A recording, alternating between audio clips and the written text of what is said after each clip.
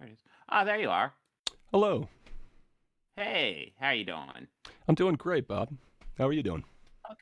I'm a little tired. Work has me wiped out, but other than that, I'm good. Well, good. So I know you had some questions for me. So yeah, Yeah, I do have some go for it. questions for you. First off, but before I start asking questions, I just wanted to say this is really awesome that you're willing to talk to somebody who doesn't necessarily agree with you. I think that's something that seems very rare these days. So I just wanted to give you a compliment. Thank you so much for being willing to do that. That's really admirable. Oh yeah. No, I actually I kind of enjoy having conversations, especially if it's a differing point of view. Yeah, Just hearing something different can be interesting. So yeah. yeah, for sure. And then I'd like to give you a couple more compliments if that's all right. I think you put out Yeah. like a prolific amount of content. It's really cool. I was looking through a lot of your back catalog, and you just have so much content out there. That's really cool. I caught a couple of the Versus series, and I thought those were really neat. Yeah. Yeah, no, well, I mean, it's not so much putting out a lot as much as just being around. God, I've been doing this for over 9 years now, so 9 years. Oh, I didn't realize it was that long. But yeah, I just saw the Yeah, back catalog was quite big, quite extensive. So yeah, yeah, yeah, yeah. Thank you. cool. So I saw that you had me build on your stream as a Chrissy Mayer defender, Yeah, and I didn't know how else. Yeah, no, that I just noticed you mentioned her twice on the email, or a couple yeah, times. And I didn't just know because else you guys to. were Yeah, kind of going through her pattern of behavior. Sorry if I just spoke yeah. over you. I think there's a slight delay, so I apologize about that. Oh, I'm sure there is. Streaming's never perfect. Yeah, no, for sure. um, but yeah, you guys had kind of gone over Chrissy's pattern of behavior, so that's why I was asking about that. Um, I don't know. Would you like me to kind of lay out my opinion, and then maybe we could, see where we go from there? Absolutely. Yeah. Okay. So I've watched a lot of your guys' content, and I see that you label people as kind of racist or sexist based off of, you keep calling it a pattern of behavior or a pattern of sorry, there's another term that you've thrown in there, like repeated pattern of behavior, I believe. Well, Um, I and mean, yeah. and I'm just not sure if that standard has a lot of utility, because I feel you could probably label that pattern, really put that on anyone. Uh, I could be wrong though. So I'd love to kind of hear how you guys kind of flesh out that pattern. Is why I wanted to have a Um. conversation with you. It didn't work so well through chat. Okay. Well, I wasn't sure. I guess I'm not sure what your. I guess I'd have to know exactly what your issues are because, like, I guess the easiest way to explain it would simply be, like, just a person frequently, like, maybe even unconsciously, just doing behaviors. So, like, let's say, a person, let's say you're hiring somebody and you have two resumes that are identical, and then you're looking at the resume and you're like, I don't like the name Tyrone. I think I'll go with the other guy. Okay.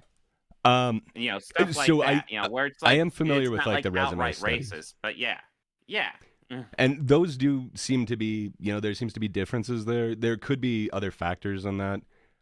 Since you guys hadn't used those as kind of like your pattern of behavior, I was kind of hoping we could stick more with like the Chrissy Mayer thing. Okay, so you want to Because, stick more of like, well, yeah. just because I'm familiar with that, it was not this time's Fandom Initiative stream, but last week's, I believe. So I kind of saw the case that you laid out against Chrissy Mayer. So if you do want to talk about the resume studies, I would love to talk to you about it. There's been like 3 or 4 additional ones after that that kind of show that there's additional factors that kind of went into those, that like the names chosen, for example, could really change the way that people perceive them. So if you do want to have a conversation about that, I would totally want to prepare just a little bit more. But I am, Okay. a little bit more prepared to kind of go over how you guys labeled Chrissy Mayer as her pattern of behavior. So, for instance, she's a comedian, and part of your pattern of behavior was 4 kind of edgy jokes that They could be considered racist. One of them was Eric just mentioned a Holocaust joke, but like you guys didn't show it, so I don't know if that one is racist or if it's just like a joke about the Holocaust. I'm not saying every Holocaust joke is great or anything like that, but I've definitely laughed at a Holocaust joke. Like it kind of depends, what the joke is. So, Well, I mean, with context is the main thing that always matters. yeah, for sure. And we kind of don't have that in that. It was just Eric's example is she's told Holocaust jokes. So what would be the minimum amount of things to go into the pattern? Minimum. It's not so much that there's a minimum amount of things because, I don't know if I feel like you're going for. Oh, that's probably why my camera's so. Hold on.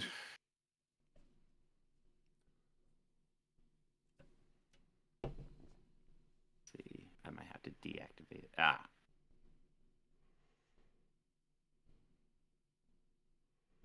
Okay, that's so much better. God, I have my camera going at 4K. Okay.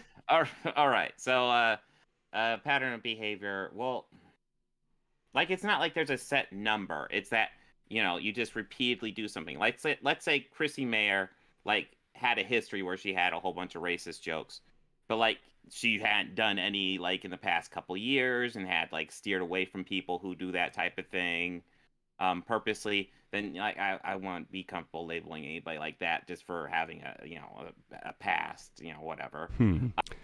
So I'd kind of asked you this in the email, but in one of your previous streams, you'd mentioned sorry, it was a previous debate. I can't remember exactly who it's with, but you had mentioned if you tell a racist joke between good friends, that's not a big deal. But if you say it repeatedly, that would get you labeled that. Well, a comedian, if they have a joke that could be considered racist or edgy in their act, now they're repeating that because, they're a comedian. They do the same act night after night. So now is that a pattern of behavior? So is Chrissy Mayer now a racist because she said this joke multiple times, even though it's the same joke? Or does it have to be different jokes? I mean, if they're just going on stage and telling racist jokes, yeah, that's fairly racist. So we're talking one joke. So I'm trying to check the consistency in the pattern. Saying it over and over again.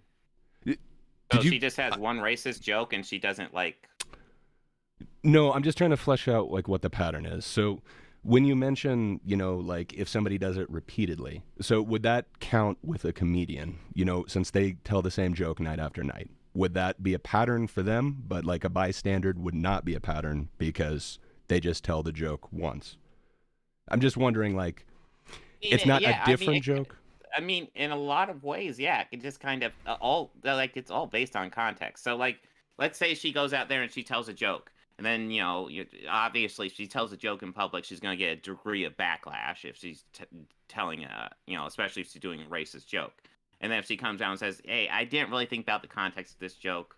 I apologize for it. I'm not going to do it. Then, then that's easily, that's a pass. It's not a big deal.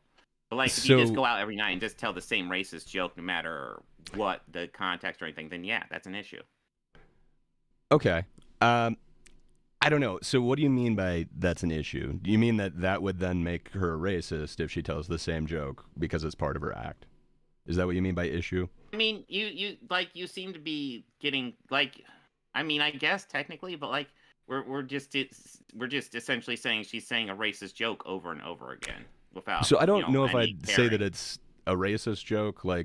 So one of them that you mentioned was kung flu fighting. So while I wouldn't say that, it does seem in bad taste. It's literally taking an existing song, putting one letter in it. And then what you guys kind of showed in that video was the next person in the video to sing the next line was actually a black dude. I mean, I don't know. Are you saying that they're all racist or just that is racist because... I mean, that's definitely a racist joke because the whole kung flu thing was based around its anti-Chinese sentiment around COVID.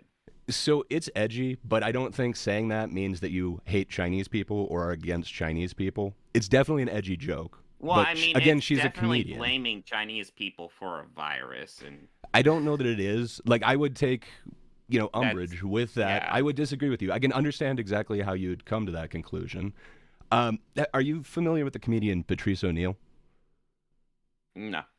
Okay, he was an amazing comedian. He is known as like a comedian's comedian. One of the things that he was really famous for saying is about 50% of the audience should be laughing and about 50% of the audience should be outraged. And that's good comedy. And I do not disagree with him. I'm a huge fan of comedy. And I think for comedians to not be able to say certain things, otherwise they get labeled something, I think that's just not fair. Like, are you familiar with roast jokes at all, or like roast comedy?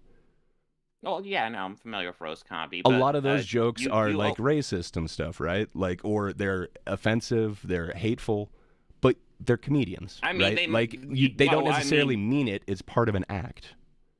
a roast comedy is gonna be like it's gonna be spiteful towards the specific person, not towards like a race or something like that. Uh, so I don't know that everything that you have labeled like is about a certain race or anything like that. But you said that it would be problematic if somebody said a joke that could be considered racist. So if that is the case, I don't know. It seems like you would be saying that certain brands of comedy are no longer acceptable. Otherwise, these people should be essentially shut down from speech. No, I've never even said like I don't even know if racist should be shut down from speech, but I mean I think like if they're doing something racist, it should be recognized and called out. Okay, I might have jumped too much that you guys are looking to shut people down. So you guys do have. I'm not sure if it's both of you or if it's Dane's site, but I mean, like, you guys are collecting information on people that kind of have offenses or something like that, so that you guys can keep some sort of database, right? I think Dane has some stuff. Most of my stuff is just video reactions and Okay. Well, then just I'm memory sorry. at that I point. won't bring that up at all. Then I'm sorry. I thought you were involved. I thought it was a fandom initiative project, not just Dane's thing. So never mind. Well, I mean I only know how much Dane has per Okay. se with something like that, but yeah. So another part. So it seemed like the case against Chrissy Mayer was 4 jokes and 6 associations. And I'd previously heard you say that, like, a joke isn't a big deal. And I'd heard you say that you guys don't label a pattern based off of guilt by association. But it seems like that was the entire case against Chrissy, other than a naughty dream about Tim Pool. Uh, So, what do you mean by a pattern based on guilt by association? What do you mean? so you guys basically, let me see. There was the interview with Ethan Van Sciver. She was on Friday Night Tights. Gavin was on Friday Night Tights. She guest hosted InfoWars. She works for Compound Media. Anthony Cumia owns Compound Media. He's considered a racist. She guested on many other shows. I believe those were the 6 associations. And then also she had a naughty dream about Tim Pool. Okay. Well, I don't really care about the Naughty Dream by Tim Pool, although that's weird. But whatever.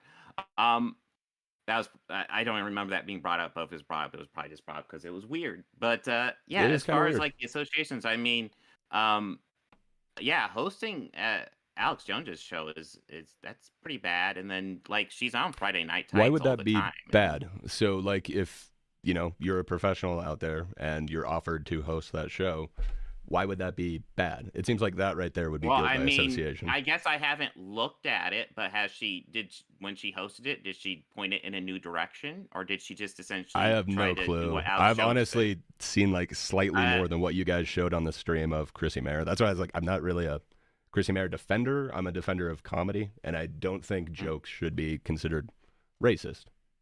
I mean, do you think like so do you sorry, think I'm jokes sorry. should just have a blanket where they're just not considered racist or anything? I think comedians should kind of have they should have some leeway. They shouldn't just be labeled something because they tell a joke. Like, there's some really funny rape jokes out there. I wouldn't label those comedians rapists. Um, I That's don't. a different thing. Rape is an action, right? No, for sure. It is completely different. But you said if somebody tells a racist joke, they might be a racist. So that only Well, goes yeah, with. I So do mean, you think that rape is a like every specific comedian? action. Telling a rape joke and raping somebody are two distinctly different things. Racism can just be words, and yeah. telling a racist joke is racism. So I don't. Perhaps we disagree. I'm not sure that racism can just be words. I think it would have to be more than that. But I guess, could I get you to define what you mean by racism? Because we might be talking slightly differently. Racism? I mean, I mean, like I said, it's largely a pattern of behaviors where essentially you treat one race as superior to others. I would say frequently with people, this isn't done consciously, even really. It's just kind of a bias almost, most commonly.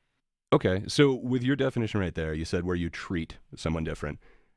To me, that would be more than words, or is treatment just words? So, like, if I were to say something hurtful, It can be. It can be. Okay.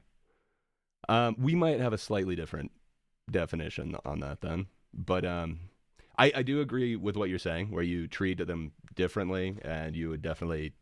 Well, I guess superiority might not necessarily come into racism, but I definitely agree if you treat people differently based off the color of their skin, that would be racism.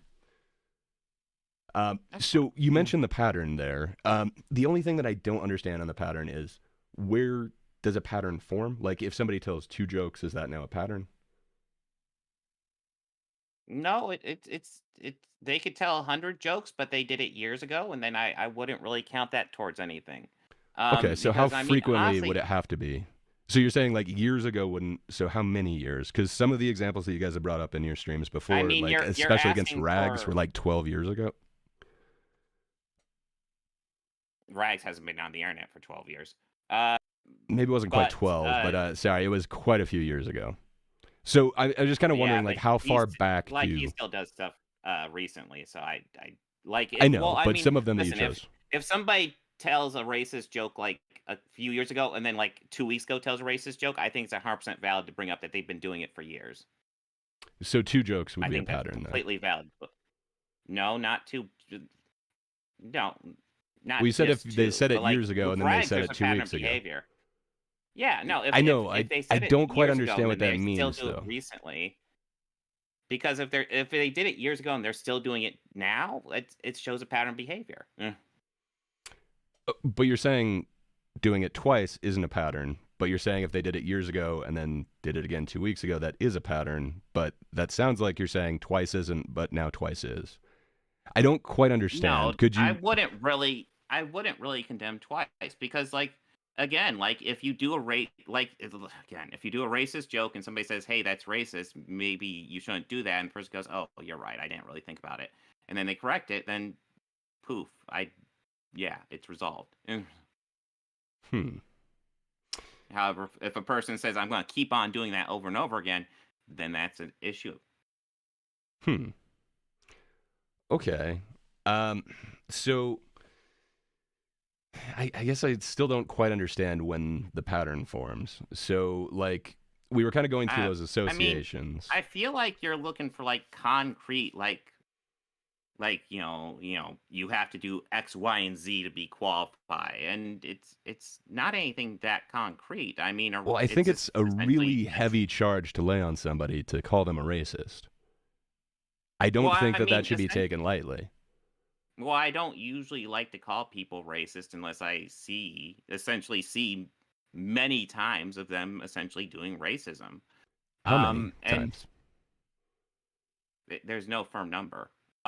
It's just if I see them doing it over and over and over again, it's tough to like. So if you see somebody repeatedly doing racism, what would you call that person?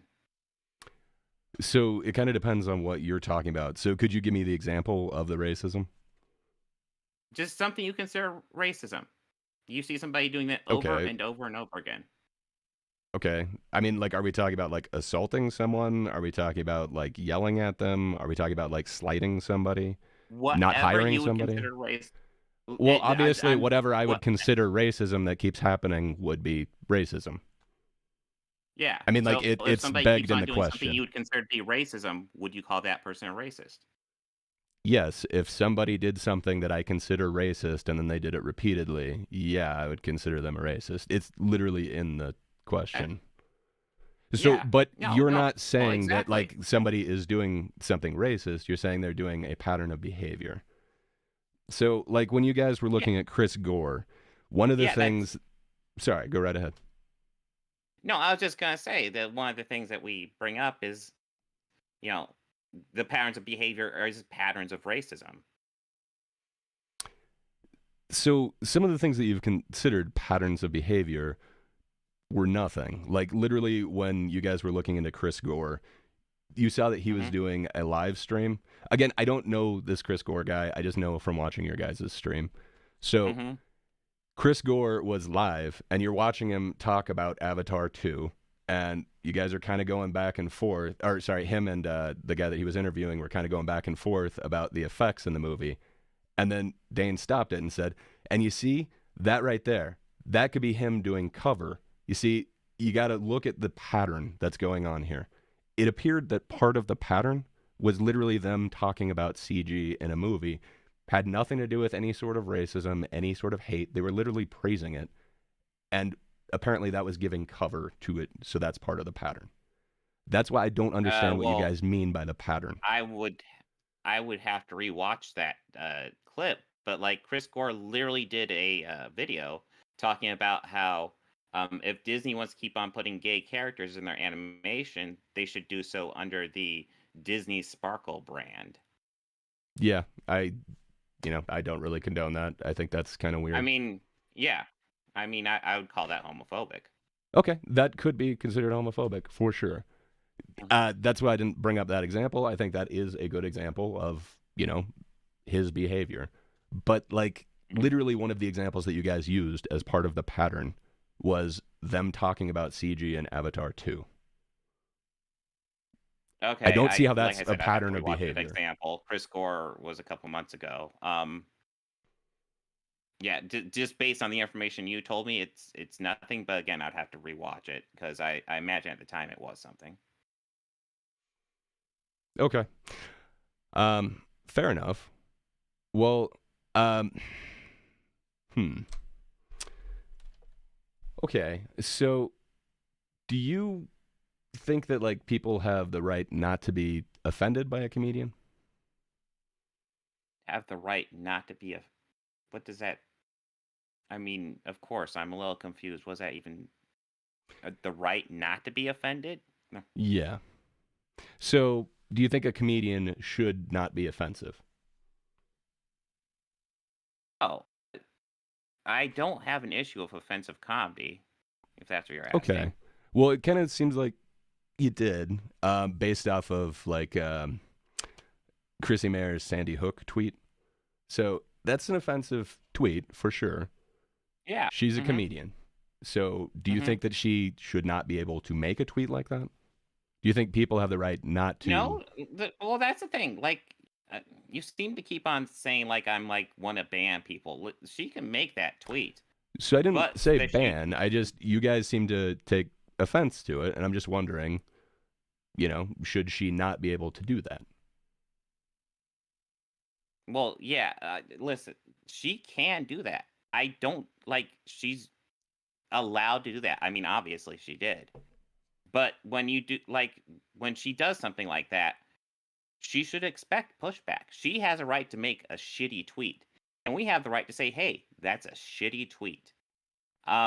So like Sandy Hook in particular, in my opinion, that's really shitty of her because I mean, Alex, like she did that hosting the Alex Jones show. Alex Jones is famous and now owns us or owes a shit ton of money to the parents of Sandy Hook for lying about their children dying.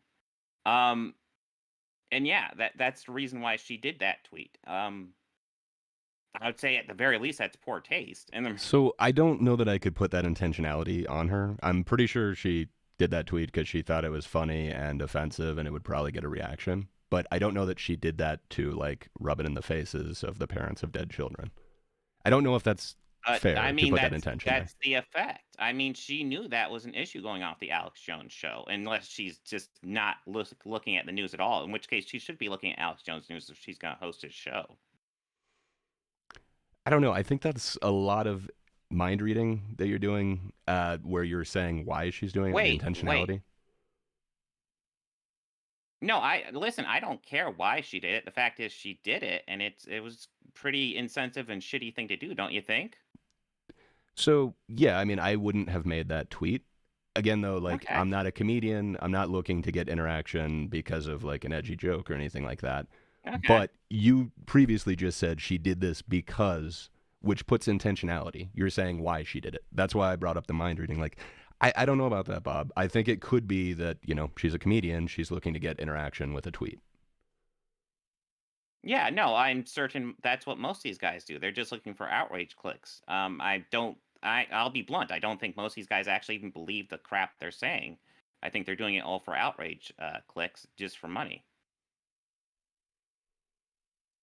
Okay. I don't know. Wouldn't every comedian be doing it for money, though? So, like, should comedians not be, I like, mean, charging for their there's shows? what I mean. You can make money without mocking the deaths of children. Okay, so should that be off limits for comedians? Like, you can't say anything. If a kid ever died, like, in any situation, is it now off limits? Like, could you not talk about car wrecks Listen. because kids die in car I wrecks? I'm not here to censor free speech, but I do think like Well, you if just you said do a that she shitty shouldn't be doing that. well, yeah, I didn't say she can't do it. I said she No, shouldn't but be you doing said that she because shouldn't be doing it. That's why I asked you, so yeah, should they not be offending? just I just agreed with you. Yes, I said she shouldn't be doing that. But yeah, that's got me all tangled up there. But no, essentially she is a like she's allowed to make a shitty joke. And then if she gets a shitty joke, she should expect pushback. She's mocking the death of children. Again, you can frame it that way, but I don't know that she's looking at it as mocking the death of children. She's saying an Well, edgy then she's stripper not name. doing any research. Of course, well, I don't know how she could not know that. That's obviously the intent of it. So again, you're saying that's obviously the intent of it. That's mind reading, Bob. Like, I don't think that's charitable. You Okay, don't know what was in her head what when she said it. That might be the so effect okay, that you perceive from it, but for but sure. but what was the point of the joke then? Explain that Probably joke to to me. get Why is that joke attention and anything? probably to get interaction. And it is edgy and Why? offensive Why would that get interaction? because it's outrageous. Like the same reason Why why is it outright? everybody Why like is it kind of goes outrageous? vitriolic and kind of out there on Twitter. I've seen some of your stuff on Twitter, Bob. Like it is a little out there. I think it's probably heightened. Like if you were talking to Eric July That like in person, I don't think you'd say some of those things that you've said. Everybody's somewhat hyperbolic on Twitter. She is looking for interaction. mm-hmm. Yeah, no, I'm certain she's looking for interaction. That being said, you can go through my Twitter history. I don't think I've ever mocked the deaths of children. So when she tells a tweet like that, though, let me ask you, what do you think is possibly the intent? What is the joke behind that? So it's an edgy stripper name. Like again, I don't want to say what her intent is. I don't know. Like all I did She, is saw that tweet on your she's screen. I don't know if there's like any follow-ups where she said why she said it or anything. But again, she's a comedian. I'm pretty sure it's just an edgy joke. I personally yeah, love roast comedy, which is some of the edgiest, some of the darkest jokes out there. They're very hateful. I don't think that that is okay. actually somebody's real intention out there. I don't think that anyone, I'll put it this way, I don't think a comedian is out there telling you their deepest, darkest secrets in every joke. I think some jokes are just jokes. I would hope not. But Okay. okay, so what's the punchline in saying my stripper name is Sandy Hook? Again, it's shock factor. It's somewhat subversive. It isn't what you'd associate with a traditional stripper's name. Like you do Why get that, why right? isn't Like that what you just associate with? Yeah, but why because why how many isn't that strippers what have you you just seen associate that with are a named stripper's name? Sandy Hook, Bob? Like I really can't explain the Yeah, joke to well, you. Like if you don't get it, you why don't get is it. that? It's not a great Why joke. is that? Yeah, so why wouldn't there be a stripper named Sandy Hook? Why would that name be kind of off limits? I don't think it would be off limits, Bob. Like I don't know what you mean by off limits. Do you mean that joke shouldn't be said? Or do you mean that I guess that's the only way that I can interpret Well, that. What do you mean by here off limits? let me let me ask you something because you keep on being like, "Oh, do you think it shouldn't be said?" So, do you Well, you think just said if off somebody limits. tells an ed well, do you think if somebody tells an edgy or racist or bigoted joke, that thing should just go and nobody should call it out? Yeah, I think that they're comedians. I think they say So never extremely ever hyperbolic should. things. So if No, I like think the way that you so vote somebody. is you either walk out of the show or you just don't laugh. Okay, so somebody just says like something racist or bigoted, and you don't think like so If you you're would talking about fight a for a person. comedian, So I think that they tell jokes, and I don't think what they're saying okay, is, like their honest opinion on a lot of things. Like, I don't know, because somebody tells a pirate joke, are they a pirate? that's really what the no. Yeah. Well, Uh, again, it's the kind of the same thing with a racist joke. Like, I don't know that their no, actual it's not. intention or what So they think a is pirate is true in that. a pirate. Okay, so a pirate, much like a rapist, that's an activity, or maybe not quite the same, but it's the same thing. There's I more would to say being it's a a pirate lifestyle. than telling a pirate joke. Being a racist can be simply saying something racist. I guess we would have to disagree with that. It's just somebody saying something. So what I'm getting at with the comedians, so much like Hmm. as I see your chat is saying, like Jimmy Carr, he's got some of the greatest jokes out there, and some of them are quite racist. I don't think Jimmy Carr is a racist. I think he has really quippy, really dark jokes. I don't think that that's Hmm. necessarily what he believes. Same thing with like a Tosh or like a Jeselnik. I think these guys have really dark jokes. I don't think that they are horrible people who should be shunned by society because they have such dark, dark jokes. Again, they're jokes. When it's a comedian, I think Okay, it's different. so If number somebody is one, like getting up you're on saying stage and giving a speech and saying some of those things, yeah, I think that would be different. But it's a comedian. That's why I was asking you. So so is a yeah, comedian but different than a bystander? again, you keep on asking. I it really depends. Like essentially, if you're using a the issue isn't being a comedian; it's using a public platform. But you keep on saying like I am saying these people should be like shunned from society. They can have family and friends and stuff like that. I don't. I think it's just so. Actually, this will bring me back to another point I wanted to ask you. So, you seem really eager to defend people for saying whatever, using their words and saying, they can say bigoted stuff, and you seem okay giving them a pass I for the don't think most that's part. fair. I think that jokes are jokes, and I don't think comedians should be Okay. condemned because they told a joke that's Okay. edgy or over some perceived line. Okay. So you're okay with comedians kind of saying whatever bigoted thing they want to under the context of a joke, then? I would say yes, comedians do have the free reign and the free speech Mm-hmm. because of these wonderful, wonderful freedoms that we have in this country. There are different countries where comedians have been gone after for perceived racism or perceived. In Canada, a guy made fun of a Make-A-Wish kid, and he was charged for that. It wasn't even really making fun of him; just the kid didn't die. So when he pointed that out, it took offense. Anyway, I believe he was charged. I can't remember how many thousands for that, but like you were actually charged for a perceived offensive joke. I love the fact that we don't have that in this country. So, Okay. So yes, I am a very much free speech for comedy. Yes, that is what I okay. want. So you think it's okay for a comedian to go up on stage and say whatever with their words, but you don't think it's okay for somebody to say, "Hey, that might have been racist." Not in the comedy club. I don't think it's your point to like stand up and start shouting down a comedian that like, hey, that joke was bigoted. I think that would be, Well, it's not even shouting down the comedian. Let's say they just do it on social media later.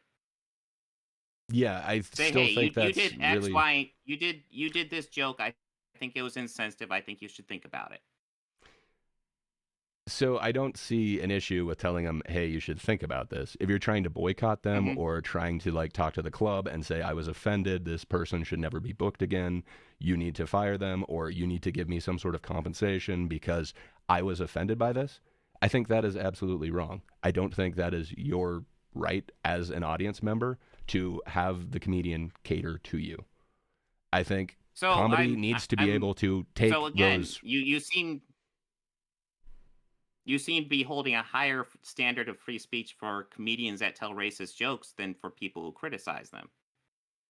Not really. You would have the same freedom to say, hey, my opinion is different than yours. But if you're going to like try and cancel the person, try to get like financial repercussions to them, I would completely disagree with that. But you have the same freedom of speech. You could tweet at them like, hey, that joke wasn't great. But if you're trying to like Well, I get a mean, hate mob together and go after them, no, I don't think that that's right. I don't think that's your spot. And I don't think it's your spot as an audience member to stand up and shout down the person. I don't think well, they I have mean, the right. I think Sorry, go right ahead. I mean, comedians have hecklers, and some Yeah, I comedians don't actually think that handle it that's. quite well. That's almost their shtick. And then, Yeah, that doesn't mean that that's, the responsibility of an audience to heckle someone. There are certain audiences where, I it's mean, expected, but the average audience, no, you're not supposed to heckle someone. Like, hmm if you want to, I mean, like, well, it's up to you, but you'll probably get kicked out of a club because it's not what's expected of an yeah, audience. You either clap well, I mean, or don't. it all depends on how extreme it gets. But again, I don't understand why comedians can get this free pass on free speech and be free from criticism. I But never said they should be if you free of criticize criticism. it, I well, don't understand where you got that, Bob. So I that's literally went through that this. Could I that's get you what to you've been repeat back? arguing for. No. So I didn't say free of consequence, or I literally said you should be able to go ahead and tell them, like, I disagree with this. So But if you're talking about the so wait. consequences trying to get them fired, or you literally shout them down while they're on stage, yeah, that shouldn't happen. Well, I mean, again, like shouting them down on stage. Again, that's kind of an extreme example. It doesn't happen that often, unless it's actually a heckler thing. But a heckler thing, they do happen. That's not unheard of. That being said, again, so we're dealing with. You said they shouldn't be free from They shouldn't be free from criticism. Well, what if the criticism is pointing out they're telling racist jokes?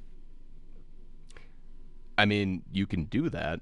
Again, it's a joke, though. Like, I wouldn't say that, anyone who tells a joke, they're telling you, like, again, what's in their heart. Like, have you ever told a dirty joke, Bob? Or, like, a joke that's Yeah, no, dark? of course I have. Are Of you course I standing have. behind that joke? Like, you actually believe what's in that joke? Or could it just be a joke? No, of course not. But So with comedians, a lot of the time it's that. It's, what's okay. a funny concept is this. Hey, what's kind of subversive? This. You know what people wouldn't expect? It really depends. hmm So, let's bring this to a bit more of a modern thing. So, lots of Okay. comedians, namely Dave Chappelle and Ricky Gervais, have hmm made a lot of money doing specials just making fun of trans people. I What are would your thoughts disagree on with that? you, Bob. I don't think that they were just making fun of trans people. I think that that's a really poor interpretation of it. I know. So I really Well, I like haven't seen both of Ricky their Gervais's. specials. I've seen lots of You should. Chappelle's. It's really good. Yeah, that's Ricky actually Gervais what he is does. awesome. Yeah. So with Well, Chappelle, I mean, I like a lot of his over stuff, but Chappelle, over anyways, I've half seen. of his special was talking about his friend who was a trans woman, Oh no, that. who was So. bullied into suicide by hmm people for supporting him. That's not anti-trans. Like, I really can't appreciate your framing of that. It seems so uncharitable and so inaccurate. Dude, like I saw the Dave Chappelle special, so I haven't seen Okay, what can you're you tell me what talking part of about. it was So, anti-trans? like Or you said I bigoted saw against that, trans? What part yeah, of it no, I is? saw a special where essentially half of it was really funny and half of it was like trans shit, where he's just making fun of trans people, and So that was pretty shitty in my So does that opinion. mean that Pretty, like you can't joke about it? Because he also said that he would respect their pronouns. He said he would call them whatever. That doesn't seem hmm super transphobic.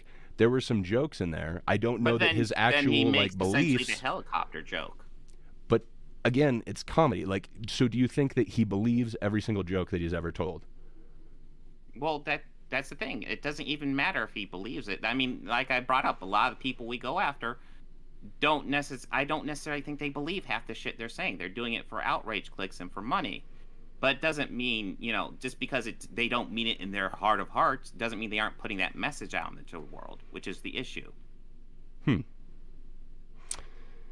Yeah, I don't know that I can quite follow you there. That this somehow means that he's like transphobic, or I don't know, like even his like turf jokes or whatever, they really seemed like he wasn't actually understanding exactly what like that somewhat bigoted group, like the trans exclusionary radical feminists.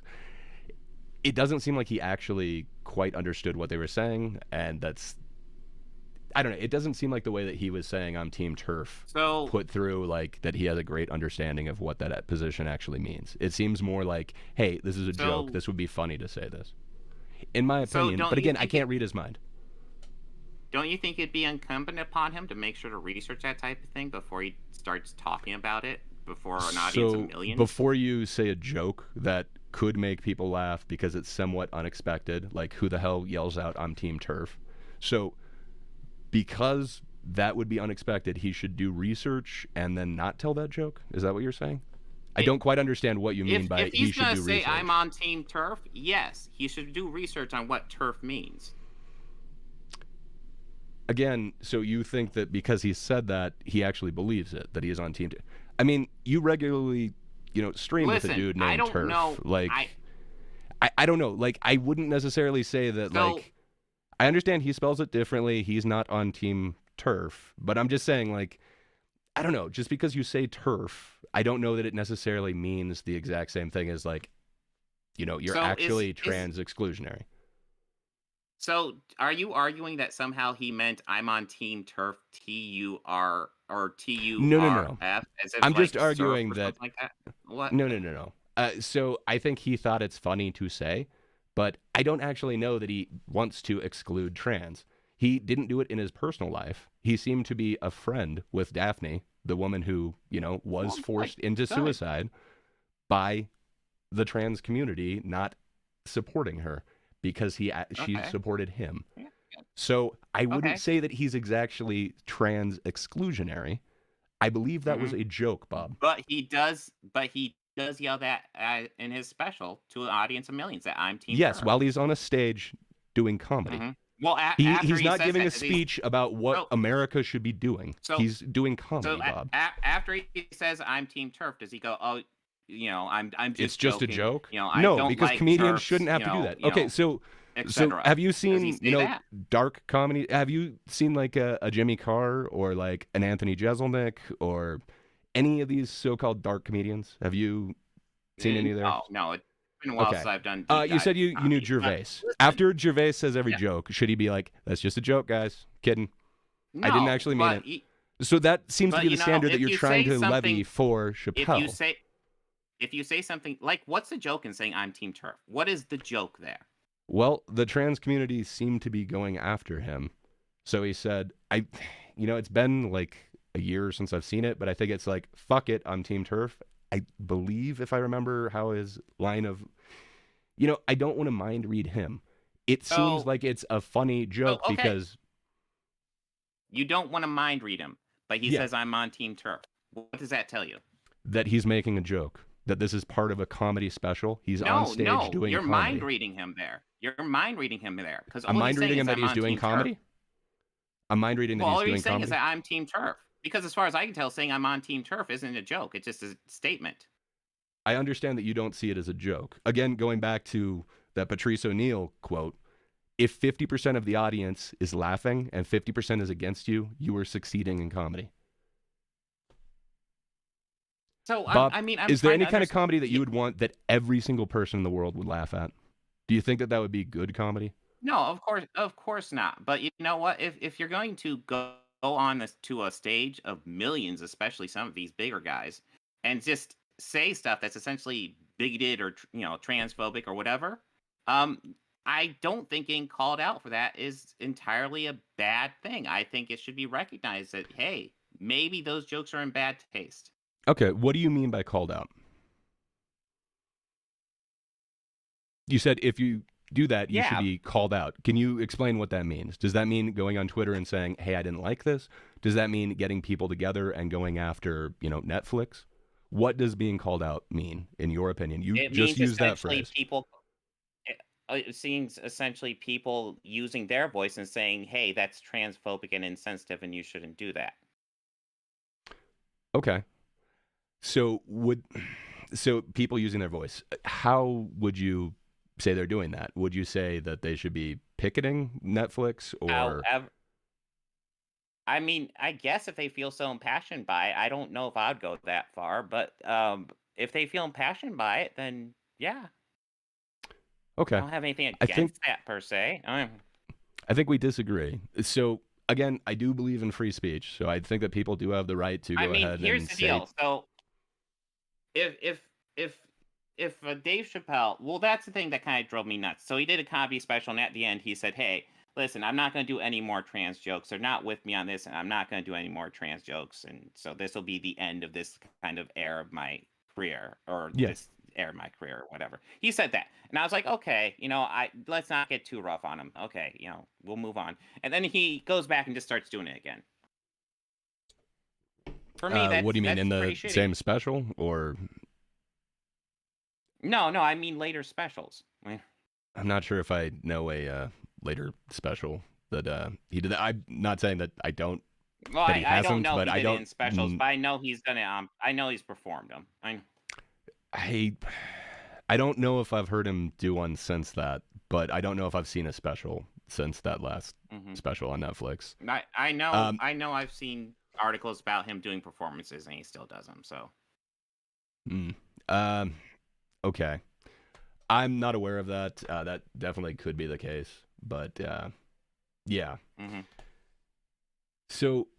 So like my biggest thing would be like if somebody tells like a joke and they don't mean it to be, like if he says I'm Team Turf and he doesn't mean it to be that mean, and then like people come out and say like he gets a pushback and people say, hey that's really insensitive, I don't think you meant that, and he reflects on it, he goes, you know what, yeah, you're right, I didn't mean that, so he literally has part of that, be a Twitter tweet.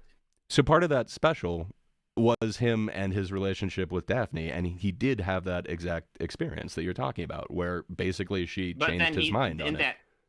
In that same special, he does trans jokes.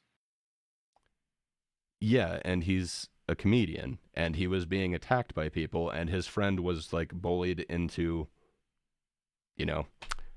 self-deleting. So I don't know. I think it's kind of really weird that he does trans jokes in the same special where he talks about that. Okay. Look, I think comedians should be free to go ahead and test where the line is, and part of that means that they're going to have to go over the line, and that is going to happen every once in a while, and it's not going to be for everybody. And I'll be blunt. I'm okay if they occasionally go over the line, and then people call them out and say, hey, you went over the line, and then go, oh, you're right, I'll take it a step back. I think that's reasonable. So you seem to be arguing that, they should just keep on going over the line. And I think that's weird, because I think as a comedian, I haven't really done comedy in a while, but as a comedian, I would like to know when I've gone over that line. I'd like to know, if somebody says, hey, you really, like, if I say something in my show that, like, people view as, like, offensive or transphobic or something like that, I want people to tell me. So you do get to know when you go over that line. The audience doesn't laugh. And then you adjust the joke the next time. So how do you know that if you're just like doing a tweet then? So you look at the interaction, and I'm guessing you look at the ratio. If it's really hate ratio, that joke probably wasn't successful. It's not the exact same as being in a comedy club doing comedy, because Twitter, anyone can see your tweet. Where in that comedy club, you'd have to actually be in that comedy club. But on Twitter, all interaction is essentially positive. You might get hate comments, but it's still gonna boost the tweet. I'm not sure I understand by Twitter all interactions are positive. I don't know, man. Much, I think you can get ratio all interactions to hell. help boost you in the algorithm. Yeah, sure. You can get algorithm. Ratioed. Yeah, Let's still boost you in the algorithm. I was algorithm. going to say, like, people have killed their career, and they've been permanently canceled for stuff that's on there. I wouldn't say that those are positive interactions. Name an example. Justine Sacco. I don't know if you remember, it was like 10 years ago. She's the person who said, like, I'm on a plane going to Africa. I hope I don't get AIDS. Yeah, that person was before the plane landed, she was fired. She apparently still hasn't been able to get a job, and that's like over a decade ago. I wouldn't consider that a positive interaction in any way on social media. All right. Well, did she apologize for that? Yeah. Yeah, her life was completely ruined. Well, I mean, for that. Like, I bet you she wishes she never made that tweet. Okay, well, I mean, did she have a history of that, or did I don't believe so. I don't know too much about it. Just like that was the first time I knew of like canceling. So, and she was not a comedian. She was just some person who thought that would be really funny. So, I think it's different. Okay, but here's what I will say: if she just it's not a great line, but if she just did that once and she apologized, I personally don't think that's a big deal. And that, like I said, I don't know the full context. If there's more context, this I find out later. People are likely to email it to me. That was just the first one that came to me off the top of my head. But that was a horrible situation. I just couldn't see any positive interaction on social media from that. I don't know how we even got to that weird. I don't know how we're on this now from the pattern, but. Well, I mean, here's the thing that I've noticed in general with cancel culture. Most of the time, you're dealing with really famous people who don't really get canceled. Like, apparently, like I hear about Dave Chappelle, like we just brought him up, getting canceled. He's not remotely canceled. Bill Cosby's working on comedy again. Like, the only real example of cancel culture I've seen is, like, Harvey Weinstein, who's in jail. So I don't think anybody would consider that cancel culture. Like, my God, Cosby and... Weinstein, all those guys, that's actual, like, crimes. Like, that's not people being canceled, that's justice. Like, nobody is calling that cancel culture. But, like, people trying to get Chappelle fired from Netflix or get his specials taken down, that would be attempts at cancellation. And just because they aren't successful doesn't mean it hasn't happened. So that Justine Sacco woman that we were just talking about, she got canceled. Just because you have an example where somebody was able to come back after being canceled doesn't mean that it doesn't exist. She is never going to be able to come back. So would you count, like, the people currently boycotting Budweiser as cancel culture? Yeah, I mean, like, I'm not really... I think people can vote with their dollars, so, like, if they just don't want to do it, fine. I think if everyone's going to, like, get together and say, this is the worst thing ever... I don't know. I wouldn't participate, but people are free to do it. Wait, you just said you'd be against it if somebody was putting together like a thing to boycott a comedian, but like you're saying that's okay to do that in like Budweiser? Like it seems like people you're have being free really speech, selective with your cancel culture. Not really. You're being really selective with your cancel culture. No, I heard you say that, Bob. I would like to explain why I don't see really a difference with that. I think people can go ahead and, say their opinion on any given thing. And I think people can vote with their dollars. But I think it's... Me too. Yeah. I think it's really I don't know. Maybe it's just not something that I would do, where I would ever get involved in a boycott and, like, talk to people, try and rally them in, and get somebody to actually, jump on board and boycott this thing. It's not something I would do, but that doesn't mean that I don't think people should do it. But when we were talking about comedians, I don't think they should be shouted down for telling jokes that people don't agree with. Okay, so that's the thing. So where do you stand on the whole Budweiser thing? I don't know. I think it's really crappy beer. I'm not a huge fan of it. I don't think that it's necessarily... I will agree with you there, 100%. Yeah, I heard you guys talking, I think last night or whenever, about that. Yeah, so I mean, like, I don't know. I never really bought the product, really. I would always go with kind of a tastier beer, usually like a local one.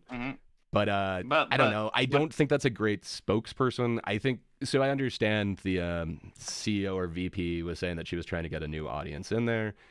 Fair enough. It just kind of seems like, when she was talking a bunch of smack on, like, the old way that they were advertising, the old guard that they were trying to advertise to, it seems like you are alienating your audience at the expense of trying to get a new audience. I don't know that that's a smart move, but again, they're free to do it. I just don't think it's a smart move. Okay, but, like, you're okay with people boycotting it now? What do you mean now? So I never said that I wasn't. I said I wouldn't do it, but, people are free to do it. I don't think that they should try and cancel. Would you criticize people for doing it? Yeah, I mean, So what do you mean by criticize? If you're saying right now, like, am I against all the people Yeah, no. boycotting it? So, Yeah, I'm not in support right. of that. I'm not going to buy it, but I wasn't buying it before. So I don't know that Mhm. that's necessarily like I'm participating in the boycott. I don't know what you mean by shout them down. I'm just saying, like, Well, it's I not mean, something I I would feel do, like but technically I'm not buying I it. So am I a part of yeah, it? no, I don't know. I feel like there's a weird double standard here where like let's say I criticize somebody for being like super bigoted and you're like, "Oh, you shouldn't do that." But then like, No, I never said essentially that you shouldn't criticize someone for being bigoted. I said I would actually like to know what your standard for calling them bigoted is. And then I hear you say a pattern of behavior. So then I'm asking, okay, what is that pattern of yeah, behavior? I never said that you shouldn't it's do it. I just want to understand how you get to there. oh, well, Do you I mean, understand we've that? come back around. So, I mean, I guess I'm not 100% sure where you're asking, but essentially it's a pattern of bigoted behavior. It's essentially saying repeated things publicly that are bigoted. Okay. Well, could I run through like a couple of examples with you and then maybe you could tell me like would that be a pattern or no? If you want, Okay. sure. So if someone uses like an ableist slur or ableist slurs, would you call them a bigot? Is that a And pattern of behavior? okay, so it like again, it all has to do with context. Okay. Um, it appears they're just kind of upset at somebody and they call them like the R slur. Would that be a pattern of behavior?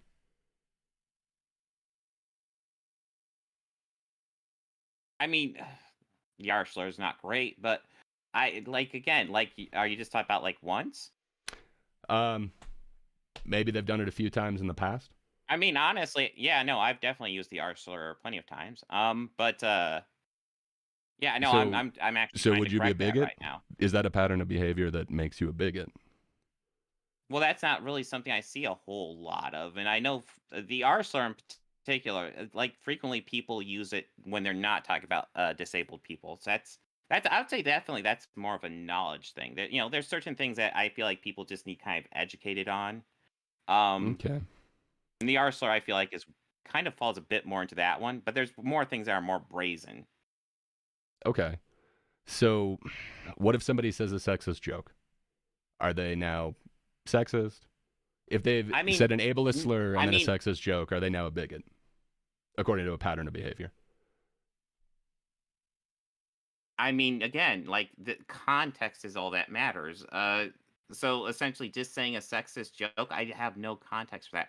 I mean, maybe you're like doing a parody of a sexist when you do that, and in which case, okay, maybe that could be funny. Um, maybe you're on a YouTube channel complaining every time a woman pops up on screen or is involved with the production of a show. Then that would be pretty sexist, yes. So then would that be a pattern? I guess I don't quite understand because you're saying like if they said something that is a pattern, then it would be a pattern. So I'm trying to figure out Yeah, what no. So constitutes a pattern. if somebody So if somebody does a YouTube video where they complain about a woman, like every time a woman does something in a show, or every but you're time a woman describing is a pattern involved in right a there. You're show, saying every time. yes, So I'm trying to yes, figure out what constitutes the pattern, and you're saying, well, if there's a pattern. So I agree. If there's a yeah, pattern, no. like that makes sense. I'm trying to figure out what you actually say a pattern is. Like where does the pattern start? At what point does it become a pattern? When they're doing it like over and over again. So how many times would that be?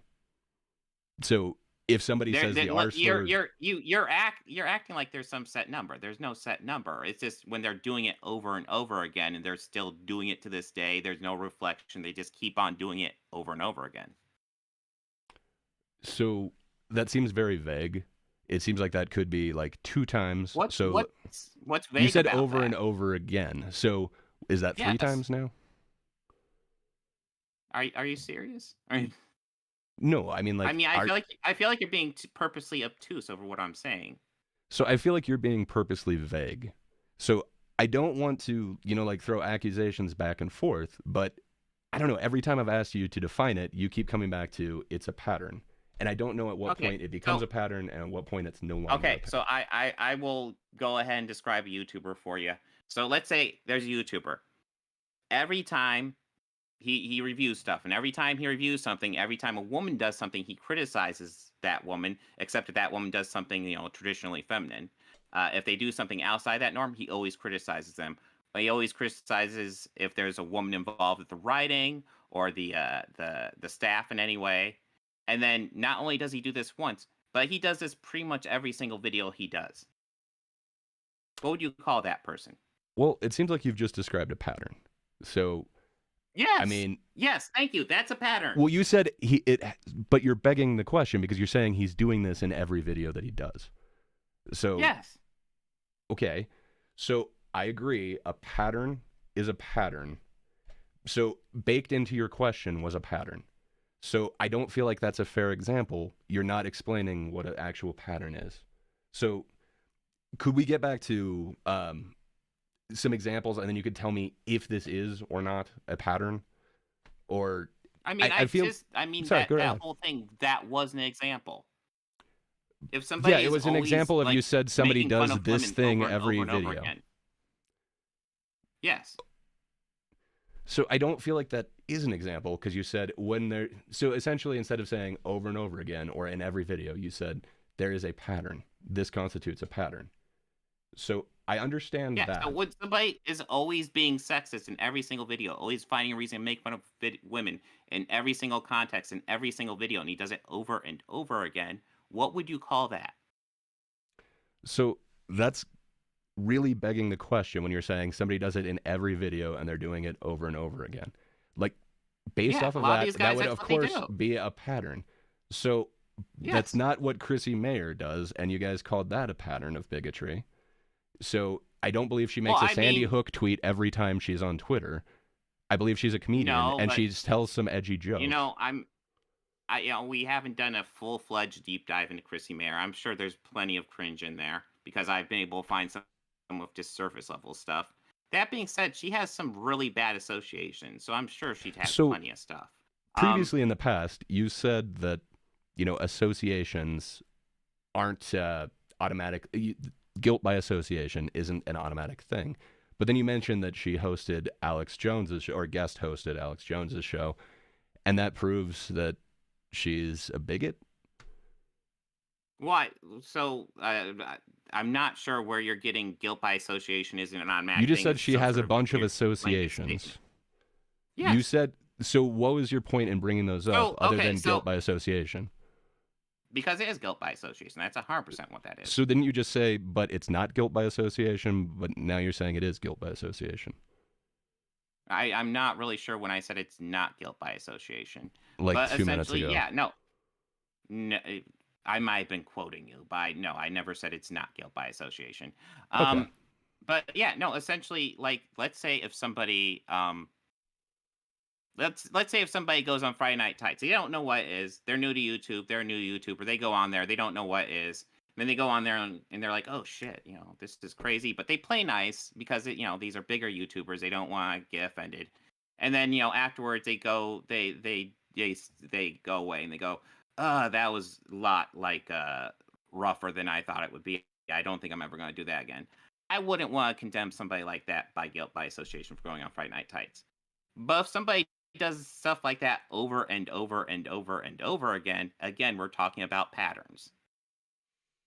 Okay, so at what point does it become a pattern? So, like, the associations for Chrissy Mayer was that she went on Friday Night Tights. So you rolled your eyes and you really shot back in your chair. Yeah, no, I'm there. getting a little bit annoyed. But I don't quite understand. Because you keep on asking what's a pattern. I describe these patterns to you, and you're like, oh, well, I don't know if that's a pattern. So you haven't actually described what constitutes a pattern? Vague. You've basically begged the question each time and said, hey, here's this pattern of times. repeated... Okay. Well, I don't quite understand then. So could we possibly go about this a different way so that we can find out, when it becomes a pattern as opposed to a small collection of something? Where I'm just, when my big thing is I point out that people keep on doing the same things over and over again in videos, and you're saying somehow that doesn't qualify as a pattern because of X, No, Y, and I Z, literally said, hey, it qualifies as a pattern. No, I literally said that if you're describing a pattern that somebody does it every single time and does it over and over again, it's like, yeah, who would disagree that that's a pattern? I'm trying to find out, okay, when does this become a pattern? You're describing something that's already a pattern. I tell you what, I've already pretty much described the pattern of these guys. So, I guess go ahead and tell me. I need to go grab my drink real fast. I'm right over Okay. here. I'm listening. No But problem. go ahead and tell me, like, while I'm grabbing it, tell me real fast what would qualify for you as a pattern. What are you looking for?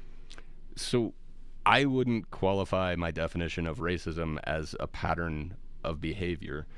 Again, I really don't feel like it's honest or it's beneficial to label somebody that way. I feel like the way that you guys are doing it, you could basically blanketly put this accusation on anybody. So I wouldn't have a definition for it. That's why I'm trying to find Well, I out mean, what you constitutes haven't. a pattern to you. You haven't. Well, I already defined what is to me. It's somebody doing the same thing over and over again, making repeated videos on a public platform, doing the same thing over and over again. So you're saying somebody is doing something over and over again. So does that mean? So again, you won't say like a definitive amount of times. Over and over again sounds like three times. Because there isn't a definitive number.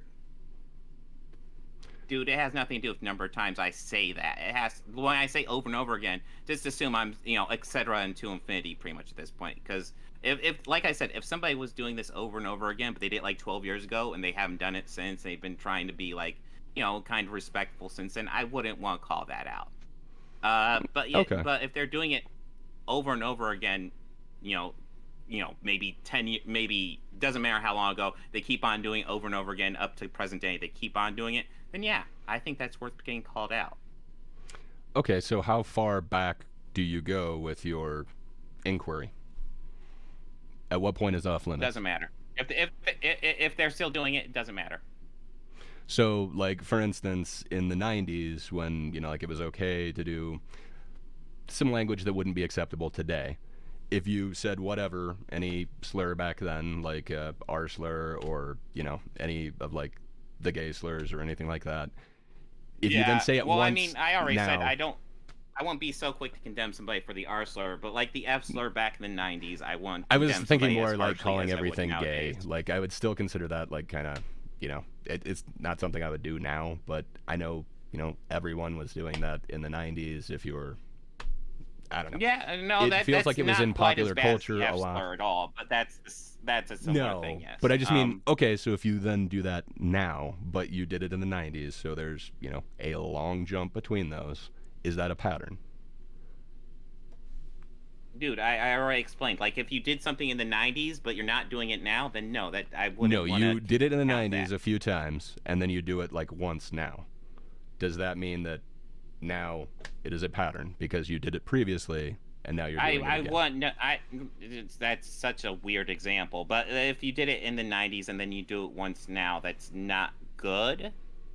If it's a slip of the tongue, then I would let it go. But like if they like I said, like doing it once now, I don't even really care. But if you're doing it over and over again now, then that's the issue. Well, okay. So what do you mean by over and over again? So I said I mean, just over and once over now, again. and you said no, but then you said if you do it over and over again, yes. Yeah.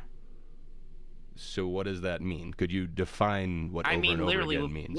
listen, I don't have as much on Chrissy Mayer, but on a lot of these guys we cover, I can probably pull up hundreds of examples. On Chrissy Mayer? Let me put it this way. If I pull up, I literally just said I don't have as much on Chrissy Mayer, but on Sorry, a I lot thought of you these said you could guys, get we hundreds have of examples. Sorry, I examples. misheard you. If I did research, I probably could, but no, I don't have any on Chrissy Mayer. Okay, I just assumed I don't have like, as much on her. All right. Well, I'm sorry I misheard you. I thought you were saying hundreds of examples on Chrissy Mayer. I just wanted to bring that up in the question when I asked you in chat the other day, just because that was the example you guys went through. And I'd previously heard you say, like, jokes aren't really an example and associations aren't, but then that appeared to be your entire case. Context, well, I don't recall ever saying associations don't matter. Associations, who you associate with is a good judge of your character. Hmm. Okay. So if somebody said that they had like racist friends, would that be guilt by association? I mean, it matters. I mean, it again, So it depends. would that be part of Depends. a pattern? It depends. So if somebody had like previously or currently says like the R slur and they say that they have racist friends, are they now a racist or a bigot? Who is this random I'm fictionalized trying person? to I'm literally trying to like find out where you say this is now a pattern. So it's fictional. Dude, like, listen, I don't like to call people racist or bigots or anything like that. But like I said, when they're doing that type of thing when they're releasing video after video after video of doing that, then yeah, I Who's will call they? them those So things. like Chrissy Mayer is releasing video A after lot of the people video I after. cover. But Chrissy Mayer Listen, was again, somebody I that you could probably dig covered, up and I don't think that she so did. I'm sure I could deep dive in Chrissy Mayer and find a whole bunch of stuff. I'm absolutely certain. That being said, I haven't. I have done deep dives into people like Critical Drinker, Nerdrotic, Geeks and Gamers, Eric July, lots of these guys, and they do it all the time. They do like it's every video with them, every single video. Yeah, I'm not familiar with a lot of their content. I've definitely seen a little of Eric July's content, and I don't necessarily agree with the way that you frame his opinions. I've definitely watched your debate with him, and I don't know. I don't necessarily agree with a lot of the ways that you framed what he was saying, and you were calling that racism in that video or in that debate. So I don't know. I'm not sure that I would necessarily, you know, I would have to see the context for myself before I would ever fully be willing to call him that or anything. Okay. But okay, so I mean, you're welcome to look up his videos. They're there. They're public on YouTube. yeah, no, I mean I've seen a few of them. Like for instance, we don't have to get into it because it's kind of the pattern of behavior is really what I wanted to talk to you about, not necessarily like trying to defend Eric July from your accusations. But I don't know. A lot of what you were saying about his Miles Morales take was that he didn't like black people, Well, being Spider-Man. he doesn't Or like he Miles didn't like. Morales because he's black. So you said that nearly like 5 times in that debate, and he kept correcting you, like that's Mhm. not what he was saying. He was saying because he saw him as a token character. Yeah. No. Yeah. And But that's what not what did so. he define token? But what did he define token as? As somebody who was created just to tick a box, and then you kept saying, so you're saying just because he's black, and that wasn't what he said once in that no, debate. because then I'd press him on that and ask him what box he's trying to tick, and he would say that the So again, box I of don't know black the whole Spider-Man, history. I which just means watched the it's because debate. he's black. No, he was saying so that the creator created him for his son essentially, and he wanted. I don't know the whole history behind it, so I would just be repeating Mhm. Eric's argument. I'm not looking to argue that with you. I just didn't think it was fair what you were framing his argument as. Was all I was saying. Well, I mean, his He kept argument giving was you an that he answer, has and an then you issue kept with saying, "So you're saying Miles. because it's black?" No, because his argument, because I gave him chances to answer, because I asked him what tokenize means. He says tokenize means he was meant to check a box, and I said, what box is he checking? He said black Spider-Man, which essentially means the issue is that he's black because it doesn't have an issue with Spider-Man as far as I can tell. So yeah, no, that essentially means the issue is that he's black. But if you want to, I don't think that's necessarily a good faith or charitable way of actually framing that. I mean, But that's again, I'm what not he here said. to argue that. Like, I don't know the I mean, creator of that. are you reading his mind now? I'm just telling you No, what he I was said. literally just listening to the debate and the words that he was saying, and then the words that you were saying. Mhm. And you kept telling him he's Okay. saying this, but he was not saying that. But he did say that. So he So let me. didn't. So like, there's this whole. So the argument of a character, like, I always thought this was interesting. So an argument about a character being made to check a box. What exactly does that mean? So that means that essentially you're not creating a story for the sake of the story, but you're actually taking a box off of some sort of inclusionary status. It could be good. It could be Well, bad. It depends on how they do wait. it. Okay.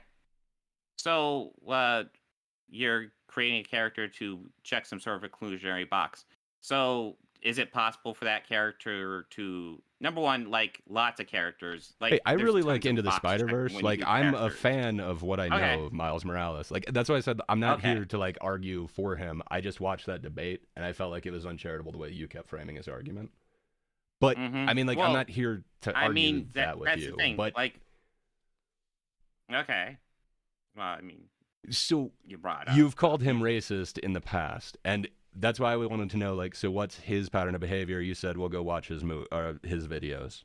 I was just wondering, like, could you Yeah. tell me what his pattern Dude, of he's been behavior going is? hard. He's been going hard transphobic recently.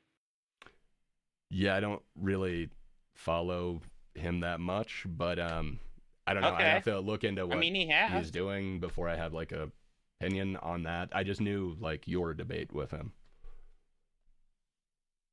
Okay. I mean, honestly, his rhetoric's gotten much worse since my debate with him. So, I'll have to, I don't know. I'll have to look into it because I just saw your debate with him, and that's, I know a little bit more of his material than that, but it was kind of, what's this ISOM thing?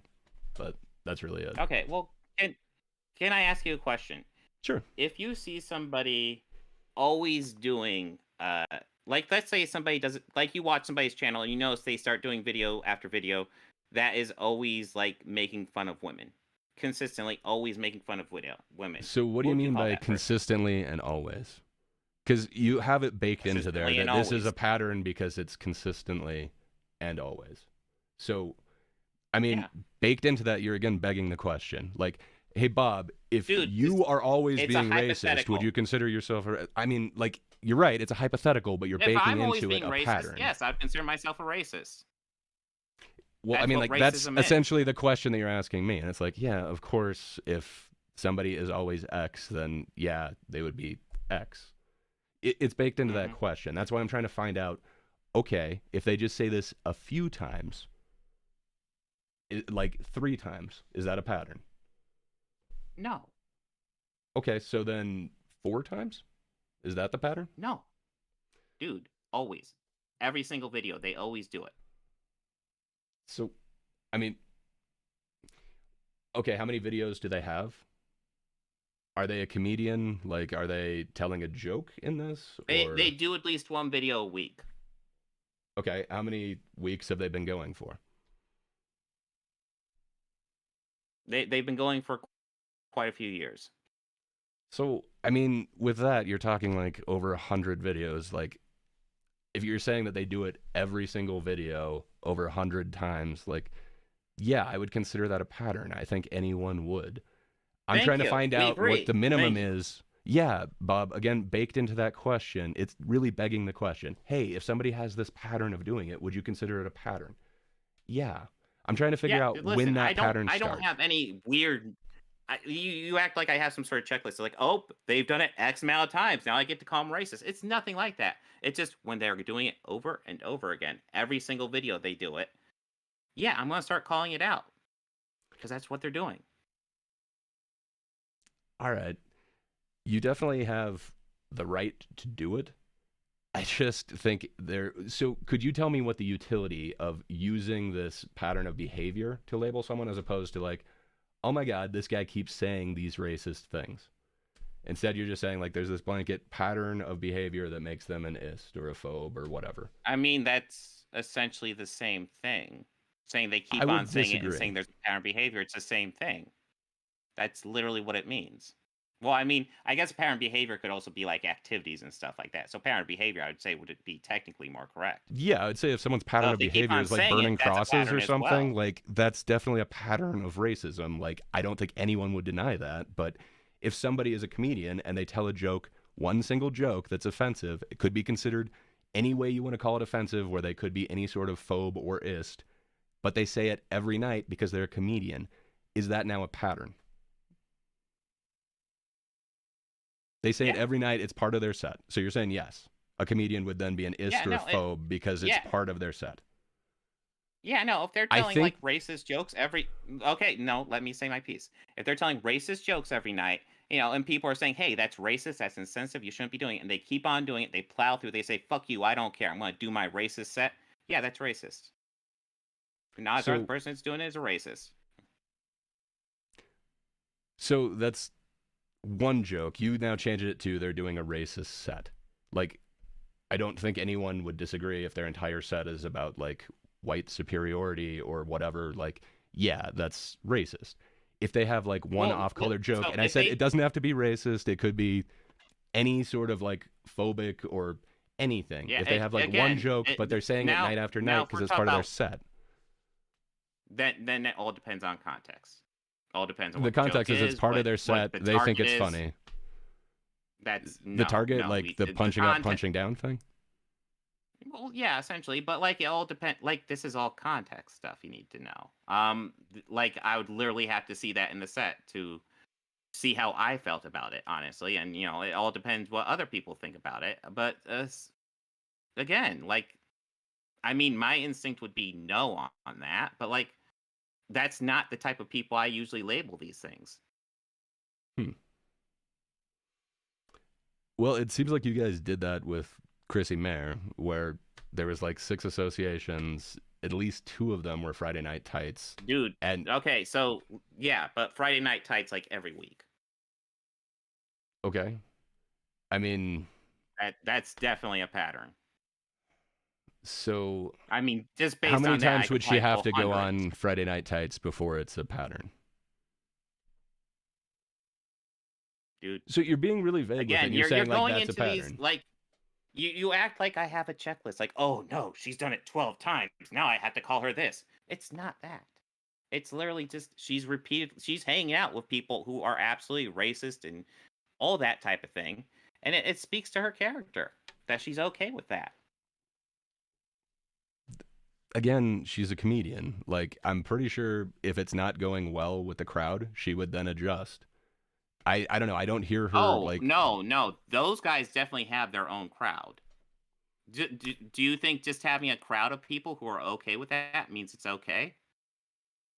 I don't know how you'd get that. No, I'm saying like a comedian would adjust their jokes based off of the response of the crowd. I'm not saying because you have a crowd, anything is okay. Like that seems rather ridiculous, Bob. No. I was not going there. Well, I mean, that seemed to be your implication that she has a crowd. No, I mean, that's the way, that's fine. the barometer for a comedian. If the crowd is actually like receptive to your joke, if you're getting laughter, it's successful. Mm-hmm. If it's bombing, okay, you would adjust your jokes. Like, if you're just getting up there and just saying hate speech, that's like not making anyone laugh or anything like that. Like, yeah, I mean, But what if you're going up there and doing hate speech and you are getting them to laugh? Does that mean that's forgivable then? It really depends. So, like, again, I love roast comedy. A lot of those are literally like hateful jokes. A lot of it would be considered hate speech, but it's hilarious, and they know that that's what's going in. Like, okay, it's no good roast barred. comedy is not hate speech. Good roast comedy is making fun of a person. That's it. Are you telling me that you've never heard an off-color like roast joke? I'm sorry, but sometimes there is hate speech. Like, that's a lot of the roast battle. Have you ever heard roast battles? So it might not be like a celebrity roast, but like a roast battle. It's 2 people getting up there trying to roast each other. Usually it goes like 3 rounds. Yeah, no, and again, a lot of those are hateful, but context. Yeah, I am. And I'm saying, yeah, I think it would be okay if the crowd is laughing. So you're taking a very specific context and saying, okay, so because X you asked me if it's okay if a comedian says hate speech. That is a context where it is. No, let me finish my point. You're saying, okay, so because of this one specific example, it's okay to occasionally do an off-color joke. That means it's okay to do off-color jokes all the time. I never said that at all. I don't know how you got that's your implication that it's okay to do it all the time. No. That's your implication with that. You literally asked me, is it okay for a comedian to do hate speech? And I mentioned a time when it is. Yeah, if you're in a roast battle, and that is, what's that's acceptable. A very specific situation. Yeah, and then I was saying before, when you kind of cut me off. Even then, would you agree that there are limits? Would you agree that there are limits then? In a roast battle? No, like whatever is funny. Really? Yeah, that's really, there's the no idea limits of in a roast battle. Literally, that's usually how they start it all out. There are no holds barred. We are looking to be as offensive as possible. No pity claps is usually how most of the roast battles start. But what I was saying before, when you kind of cut me off, and I know that there's a little bit of a delay. If they were getting up on stage in just a normal comedy show and just, it's normal comedy, and then just in the middle of it, they go for like a hate-filled rant and nobody laughs at it, yeah, I would say that's really bad comedy. They probably shouldn't do that. But what if they do laugh? I don't know. It really depends on what it is, because again, it's context. So, like I said with that Patrice O'Neill quote, if 50% of the crowd is laughing, you are successful at comedy. If 50% of the crowd is upset, you're still successful. But if that ratio is way off, where the majority of the crowd is upset with you, it's probably not successful. I wouldn't see any reason why that would be a successful comedy bit. Okay. But again, I'd have to see the context, because I have heard a very hateful joke in like a roast battle. Totally acceptable. I would have never laughed at it if I heard somebody call somebody that on the street. So unexpected, it took me by surprise, made me laugh. So let's say you have somebody who just makes YouTube videos that are hate-filled. Literally hate-filled YouTube videos. They put them up that seems like it would be against the terms of services, and then they would be canceled off of YouTube. Well, no, that seems like it's part of the agreement that we have with YouTube, that we will not make hate-filled content. Number one, YouTube doesn't really regulate its own self because it makes money off it. And number two, these guys are usually smart enough to kind of just skirt around it. They push the edges, but they don't usually quite. They kind of know the line, but they push it right to the line. But they do hate-filled stuff, and they bring down, they essentially just say bigoted stuff, and they have an audience that eats it up and loves it. Does that mean that should be acceptable? What do you mean by acceptable? Like, do you mean that they shouldn't be allowed to do it? I'm not quite sure what you mean by acceptable. No, I'm saying, do you think that should be called out for what it is? What do you mean by... Again, what do you mean by called out or acceptable? Like, do you mean shout them down while they're on stage? I mean simply doing kind of essentially what we do and pointing out that, hey, this is bigoted stuff. They do this all the time, and this is a problem. So I think pointing it out would not be the worst thing in the world, but I think that this pattern of behavior is, again, not beneficial in any way. Have you heard of the laundry list fallacy? I mean, laundry list fallacy. So just because you have a big, long list. So unfortunately, I think Scott Adams came up with it. So I'm sure a lot of people don't like it because of, who created it. But I've also heard it with like religion and stuff. Just because you have a long list of not necessarily convincing good evidence doesn't mean that list of half evidence suddenly becomes now a full case. Bad evidence is still bad evidence. Just because you don't have like individual cases of we're not actually talking about bad evidence. We're talking about things we know they've done. So with Chrissy Mayer, it's 4 jokes and 6 associations. That doesn't seem like good evidence that she's a phobe or a racist. You're trivializing the associations. You're saying 6 associations. We're talking about repeat associations. 2 of them appearing on these shows. Two of them are because of who she works with. So she is on Friday Night Tights was one of the associations. Gavin McInnes was on Friday Nights was a second association. So because she was on one show and because they've had a guest one time that she was on there, that counts as 2 different associations for you guys. And then also the same thing with Kumiya. You're saying because she has a show on Kumiya's network, that's, again, like the association with her. Dude, I like Friday Night Tights is hosted by Jeremy Griggs and Gary Buechler. They are absolutely bigoted pieces of shit. So yeah, no, just every time she's on that show, that would count. Yeah, I don't know if I could agree with you. The content of theirs that I've seen doesn't come off that way to me. I can understand a little bit about what you're saying with like the MCU. I don't think I would use that term, MCU. But are you saying that you don't understand what they're saying at all by MCU? The MCU? I've heard all types of excuses, but I know what it actually means. I know. So what does it actually mean? MCU? It's just essentially it's a way to degrade Marvel for having more women characters, and having more and attacking something just for having more women characters is sexism. So MCU is just sexism. That's what they mean. Like, essentially, Yeah. when they're saying it, they're saying women are inferior. Yeah, and I've never heard a good defense of it. So Maybe you will hit me with something, but I've never heard a good defense of it.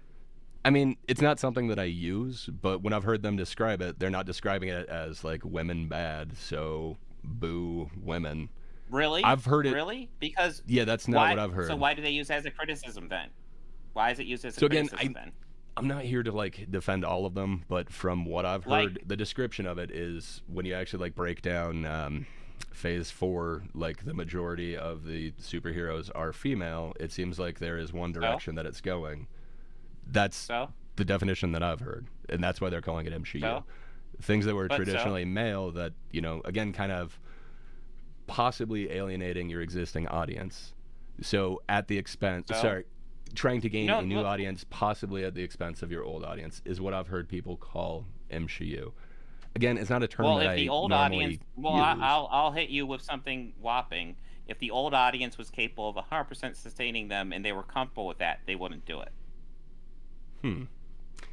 I don't know if that's necessarily true. I mean, so why haven't they gender swapped? Too far off the beaten. Okay. Oh, sorry. Go right ahead. I don't want to get too far off the beaten path because, like, at the end of the day, my take on it is, didn't come to I don't argue care if they're introducing more women characters. They're using it as a criticism. If they were saying, "Hey, the MCU is here and I love it. I love more women characters," I'd be like, "Oh, okay." But that's not what they use it. They use it as a criticism. I don't know that they're necessarily using it as a criticism. I mean, that's I've heard them say how they're using it. So could you not be using it as an observation? Like, hey, this thing that was formerly this way has now been changed this way. The shorthand for it could be MCU. I don't know that they're necessarily using it as criticism, more for the shorthand of a notion. So that's just, it's shorthand? That's such a weird take. No, it's obviously being used as criticism, and I think again you're just being super I think vague that's about it. A lot of mind reading that you're doing, Bob, because I've listened to a lot of them describe what they're talking about with MCU, and it doesn't seem to be "I hate women," and I feel like saying that it's sexist. Hit me with an argument. Hit me with an argument that will turn me around. For what, MCU? Again, like, it's not something that I use, but when I've heard people talk about it, they're not saying boo women bad. They're saying, hey, all these formerly male characters are now all changed to females, and this Phase 4 of Marvel seems to be predominantly female-based. That's what I've heard referred to MCU. Yes, and they're criticizing it for that. Like, what do you think of the criticism saying make Marvel male again? So, I don't know. That seemed to be a joke from that Chris Gore guy. Like, I only learned about that from your guys' stream. And even he, apparently, according to your guys' stream, said that was just a joke. I don't know why anyone fell for that or whatever. I don't know. He even seemed to take that back the next day, saying it was just a joke. Well, hey, I mean, so I don't know. I've never heard anyone other than that say it. Yeah, I mean, like, a lot of people have really bad T-shirts. I mean, come on, you have to have seen, like, some really bad T-shirts before. So, yeah, no, that's fine. And if you saw somebody wearing that T-shirt, what would you think? I don't know. That they probably want more males back in Marvel Comics, or Marvel movies, more specifically. Mm-hmm. And you know, what would be their problem with the current level of males in the Marvel movies? Because that's another issue. Like, okay, so last year, Marvel movies. Well, actually, 2022 and 2023... what are the Marvel movies this year? Okay, so over the past 2 years, the Marvel movies we have: Doctor Strange and the Multiverse of Madness, Thor: Love and Thunder, Black Panther: Wakanda Forever, Ant-Man and the Wasp: Quantumania, Guardians of the Galaxy Volume 3, and the Marvels. Those are our 6 MCU movies this year. How many of those star white men? I don't know, Bob. Like, I honestly haven't been keeping up with Marvel too much. They kind of lost me after Endgame, but... All right, so, okay, so I will let you know. 4 of those star white men. 4 of 6. Okay. I just know So the knowing, upcoming stuff. So phase 4. So that would have been phase 3, right? Or am I? nope, Do I have my time nope, frame off? Okay. So nope. like I said, That's I phase haven't 4 and really been 5. following since then. So I'm just kind of going off of what I've heard. This isn't something that I've done a lot of research So, into. Just when you mentioned MCU, it's just mhm. telling you like I've heard people describe it a different way. It's not boo women so, bad. so when 4 of 6 movies star white men, what is the point of calling it the MCU? So again, I believe those people who actually use that term, which again for like the fifth time, I don't, but when those people are using it, they are mentioning that like, hey, all of these characters are now replaced by females. Like, you know, all of the MCU shows on Disney, practically all of them are female led now, if I remember right. I guess not Falcon or Winter Soldier. There's one other Hawkeye. one that Well, I'm. Hawkeye Well, Hawkeye co-led. is now, and like I said, I haven't been following it too closely. Like, if you want to have a debate about it, I would literally have to do some research and find out if I even want to take up that position. I've just kind of heard other Okay, I people mean, talk you're about you're it, the and then one I've that heard brought you up the say. MCU stuff, and I just You think it's brought up interesting that you're. you brought up Friday Night Tights, and I was just Yeah, saying I like, brought up but what Gary you're calling Buchler. them Yeah, ists and phobes about, were you brought up MCU on Gary yeah. before. So MCU that's all is I was saying is like, hey, blanket I don't sexist, use like that, on the but that's face of it. not what I've heard them say. The reasons that you're saying seems to imply intent that is like, I hate So women, again, women are not as good as men. When I haven't heard them say that, they're just saying, hey, this isn't the Marvel that I like. I don't like this change. That appears no, to be they're what they're I've. specifically, but they're specifically saying this isn't the Marvel I like because there's women in it. That's the whole point of saying that. Yeah, I don't necessarily know their argument, but I know I haven't heard them say women are worse So than men or they're bad. you I've just just hear the heard phrase this. MCU, and the entire criticism with saying the whole point of saying that is criticizing it for having women in it. So that seems to be an intention that you're putting on there. It could just be, I don't like this current So direction do where you think females do you, are raised up above, not necessarily raised up above, like you mentioned with that breakdown. Apparently, there's a lot of white males in it still. mhm. Just a lot of these former characters, are now female led. It could Okay. just be that they don't necessarily like the change. So do you think when they say MCU they mean it in a positive way? I don't want to mind read and tell you that they're saying that it's a negative thing. I assume that they're not in favor of it, is why they're saying it. But I don't know that I could Okay. go that extra mile with you and say it's because they think women are worse than men or women bad. Okay, so I kind of want to stress because this has been the whole conversation. Like, I feel like I'm making fairly good points and fairly clear points, and you are going out of your way to either not understand or Well, to act like I'm being vague when I feel like it's being fairly clear. I feel it's like your not whole strategy here super is just clear. essentially act vague. Bob, I would put that right back at you. Every time I've been asking you about the pattern, you keep saying, well, yeah, if they keep doing it repeatedly, it's okay. What does that mean? Well, if they do it Yes. over and over again, what does that mean?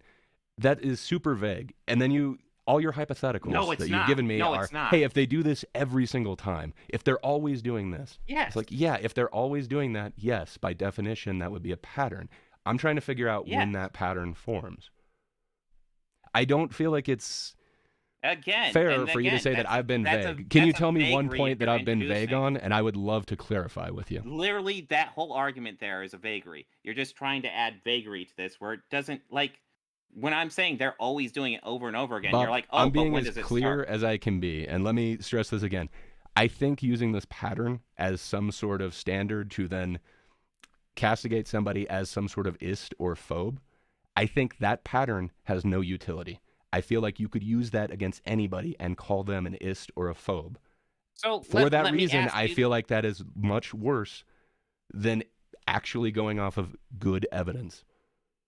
Well, let me. Okay, so maybe we went like we've been at this for almost 2 hours now. So maybe we need Hmm. to back it up a little bit Okay. and get some stuff cleared up. Because let me ask you this: what would it take for you to call somebody a racist or a transphobe or anything like that? I would have to see them do something undeniably racist or undeniably transphobic. And then I'd say, hey, that's really racist or that's really transphobic. So would it only take one for you? Maybe. It kind of depends on what it is. Like if somebody says a racist joke, Okay, no, that and wouldn't be enough for me to label them racist. And in your previous content, you've said the same thing. You've said like between good friends, you would have no yeah, issue with it. You've never done it before, but you wouldn't see any problem with it. So it feels like we have the okay. same standard right So there. yeah. So okay. So I guess the question it would be, what would If I be saw this someone extreme burning a example cross that or would? something, or like, putting on a hood, That's a super extreme yes, example. that Yes. would be 100% that guy's a racist. Well, what about less?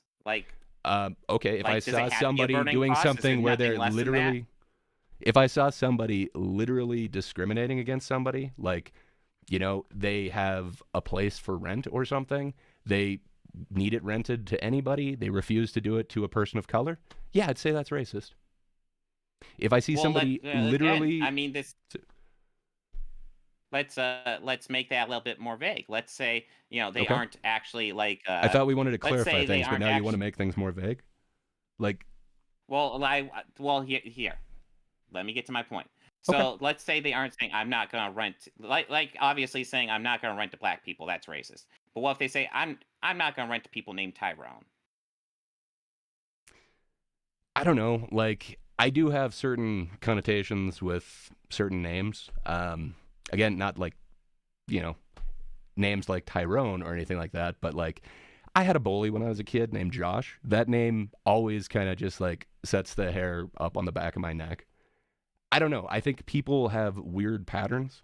I So don't do you know. think do you think that that's right though? Do you think it'd be right for you No, to I go think ahead? that What is was a the name bias of that I the know that bully? I have, and I'm Yeah. actively trying not to be biased against people named Josh. But I hmm definitely know that, like, I would probably not favor somebody named Josh, but I'm trying to change that. I actually do have quite a few friends now named Okay. Well, I Josh. mean, Like, yeah, that's the I've thing. had. If you notice you're exhibiting racist behaviors and you're trying to inhibit those, then I cheer you on. I So support I that. don't That's a think good that's a thing. racist behavior, but when you mentioned the name Tyrone, like, obviously the implication is Yeah, that Tyrone would be is. typically a black name. Yes. Yeah, so that's the implication. So I don't know that I would necessarily condemn somebody as a racist because of that example. And that's why I brought up, like, I don't know that a name is enough. But again, if they saw this Tyrone guy and they said, hey, I took a look at him, not renting to him because of, the color of his skin or because of what race he is, yeah, of course that would be racism, but I don't know that just not liking a name. So again, this kind of goes back to that resume Well, that's the thing. study, I like. because Tyrone was one of those names on that Okay. resume study. Again, there's been like 4 subsequent studies after that. They kind of prove that there are hmm different names. It's kind of more of like, what would you call it? Like your place in society. Like they Well, I also did it mean, with like Cletus and and stuff, like names like that, and it kind and of has different connotations. If you really do want to, go through those studies, I'd be down. Like, let's actually I go mean, through them. But that's not really why I mean, I'm here to I'm debate today. yeah, no, I'm not here to go over the studies either. I'm bringing these up as just hypotheticals. Yeah, but when you bring up You that you name, I couldn't condemn somebody based solely off of that because there could be additional factors. They might have a prejudice, but not because of the color of the skin, but because of a former interaction with a Tyrone or something like Well, that. that's the thing. I don't even know if I would necessarily call that person a racist, but I would definitely say the fact that they are discouraging that name. Sorry about that, Bob. I think my internet just cut Okay, out. Are we back? okay, but you're back. I was semi expecting I have to restart Discord. Okay, so I have Sorry, no I idea think what for the some last thing reason you my said internet was. just went out. I don't remember myself. I was talking for like 30 seconds, then realized the internet was out. Mm-hmm. All right, but again, so Sorry, I you do keep remember talking actually. about.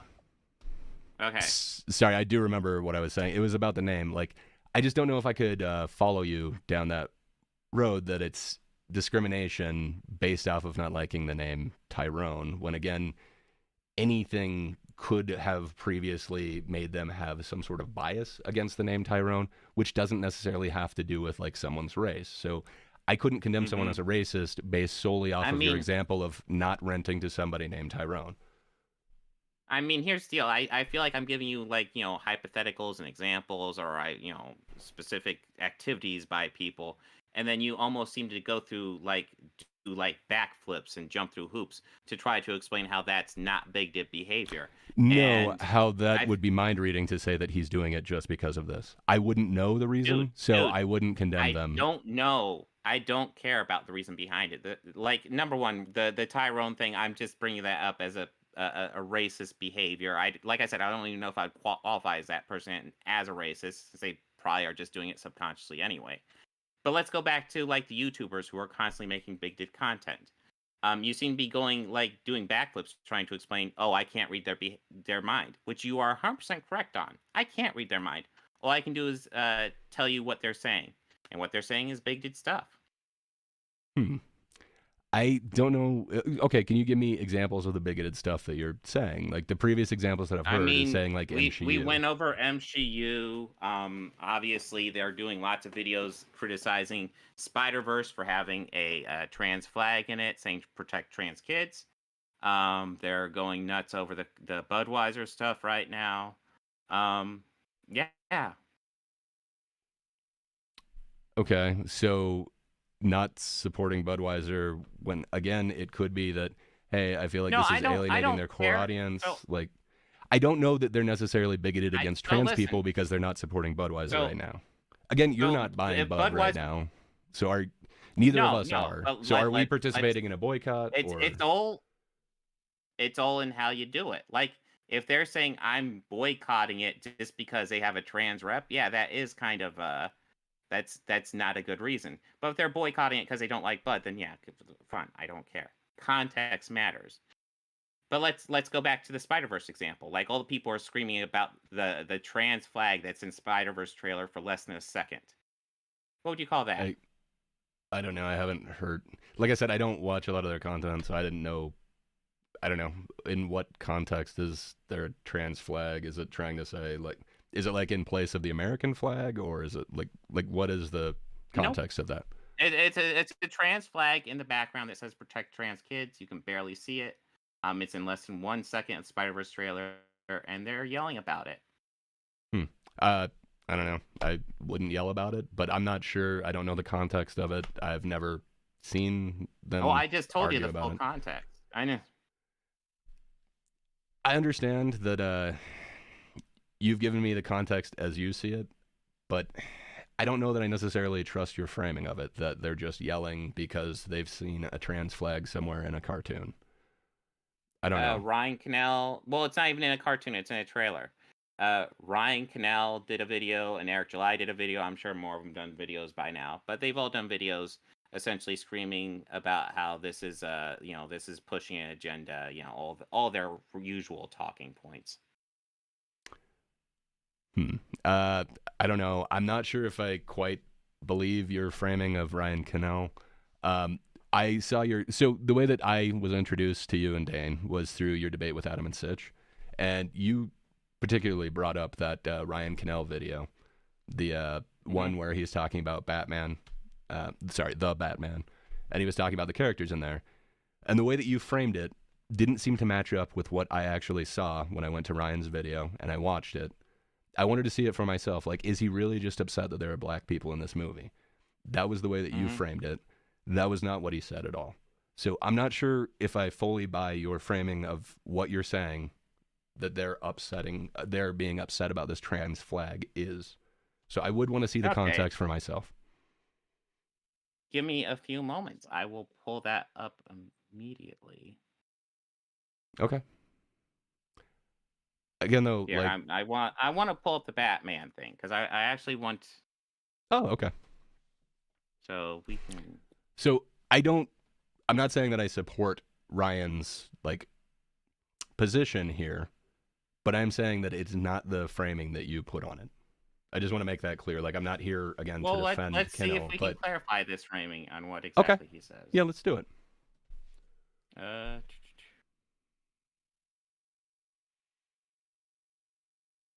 it's gonna take a couple minutes. I do not have this clipped properly, so I have to dig it out from the video. Uh,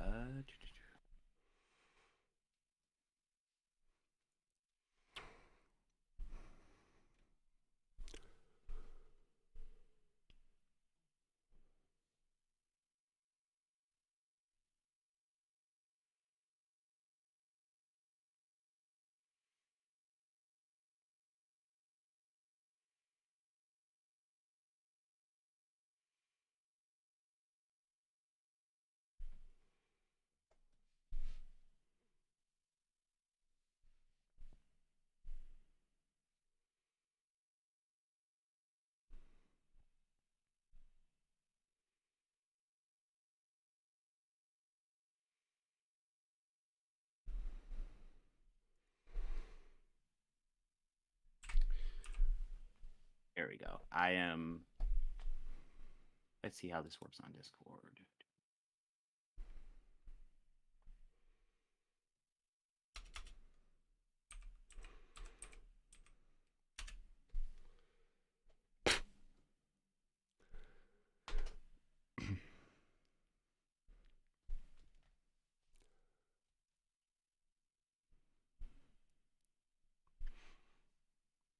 All right, so let's set this up a little bit on OBS. See how this plays out. All right, so I have a segment of the Ryan Cannell video. Can you see it? Yep, we're good to go. Okay. All right.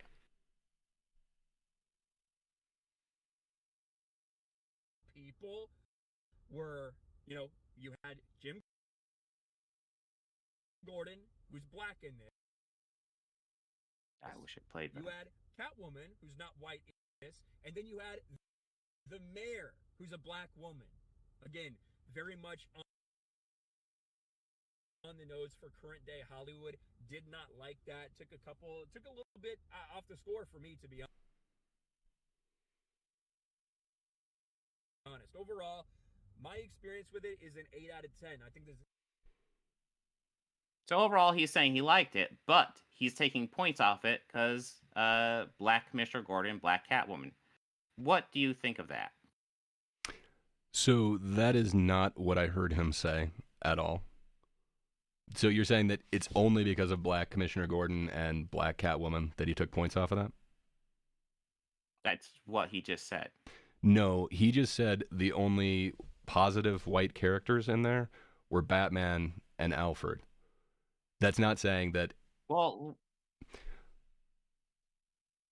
So you do understand that that is different than the way that you just framed it, right? Dude, he literally just said... here, let's get this back so it's not as laggy. Essentially, he's saying he's taking points off because there's Black Commissioner Gordon and Black Catwoman that are positive characters. So that's not what he said in its entirety. So he didn't say because it's Black Catwoman and Black Commissioner Gordon, he's taking points off. Do you want to play it again? That's literally not what he said. He was saying the only positive white character, which again, I don't agree with him, but the way that you're framing it is not what he's actually saying. He was saying the only positive white characters. Up the transcript. Sorry, okay. What was that? Okay, so... All right. So here, I'm just going to read the transcript. Okay. You had Bruce Wayne, Batman. You had Alfred. Those are the only two good white people. The rest are really the three other major players that I would consider like overall moral good people. Were, Jim Gordon, who's black in this. You had Catwoman, who's not white in this. And you had a mayor, who's a black woman, although the mayor's not a major character. Very much on the nose for current Hollywood. Did not like that. Took a bit off the score for me. Yeah, so it seems like you were only taking the last part of that, like those last few lines. There was Black Catwoman. Well, I do feel like the last point Gordon. Of it kind of gets to it. Okay, well, I feel like, again, when you're talking about context, you leaving out the first half of that statement completely changes it. That's what I mean by reframing it. You're not bringing up the part where he talks about the only good, morally good characters, the only ones that are white, are these two, Batman and Alfred. And that's why he's taking the points off. He's not. So So let in me ask you, totality, how many how many good white characters should a movie have? I don't know. It's not my point that I'm making. Like, again, I'm not Well, you're here. defending it though.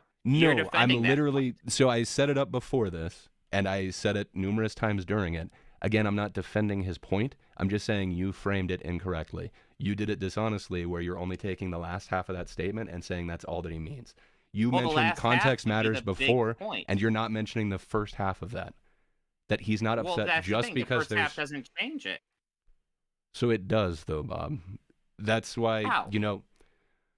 well, if you were to say any given statement and I just take the last few words or cherry pick a certain section of it, is that the same thing as quoting you? Well, dude, I'm not gonna play the whole thing. But if the couple of words represent what I'm saying, then yes, that is fine.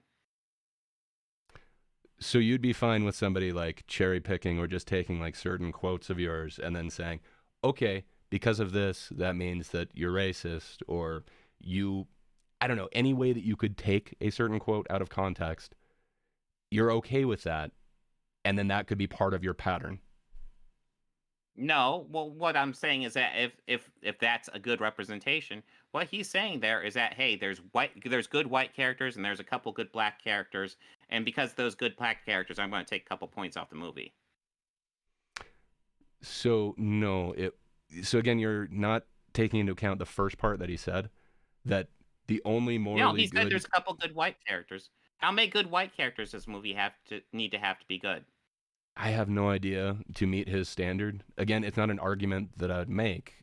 That's why I set this up numerous It's an times argument before. you're defending right now. No, I'm literally just saying, hey, the way that you frame that, I don't know if I'd take your word on how somebody is offensive or what kind of pattern I mean, they have.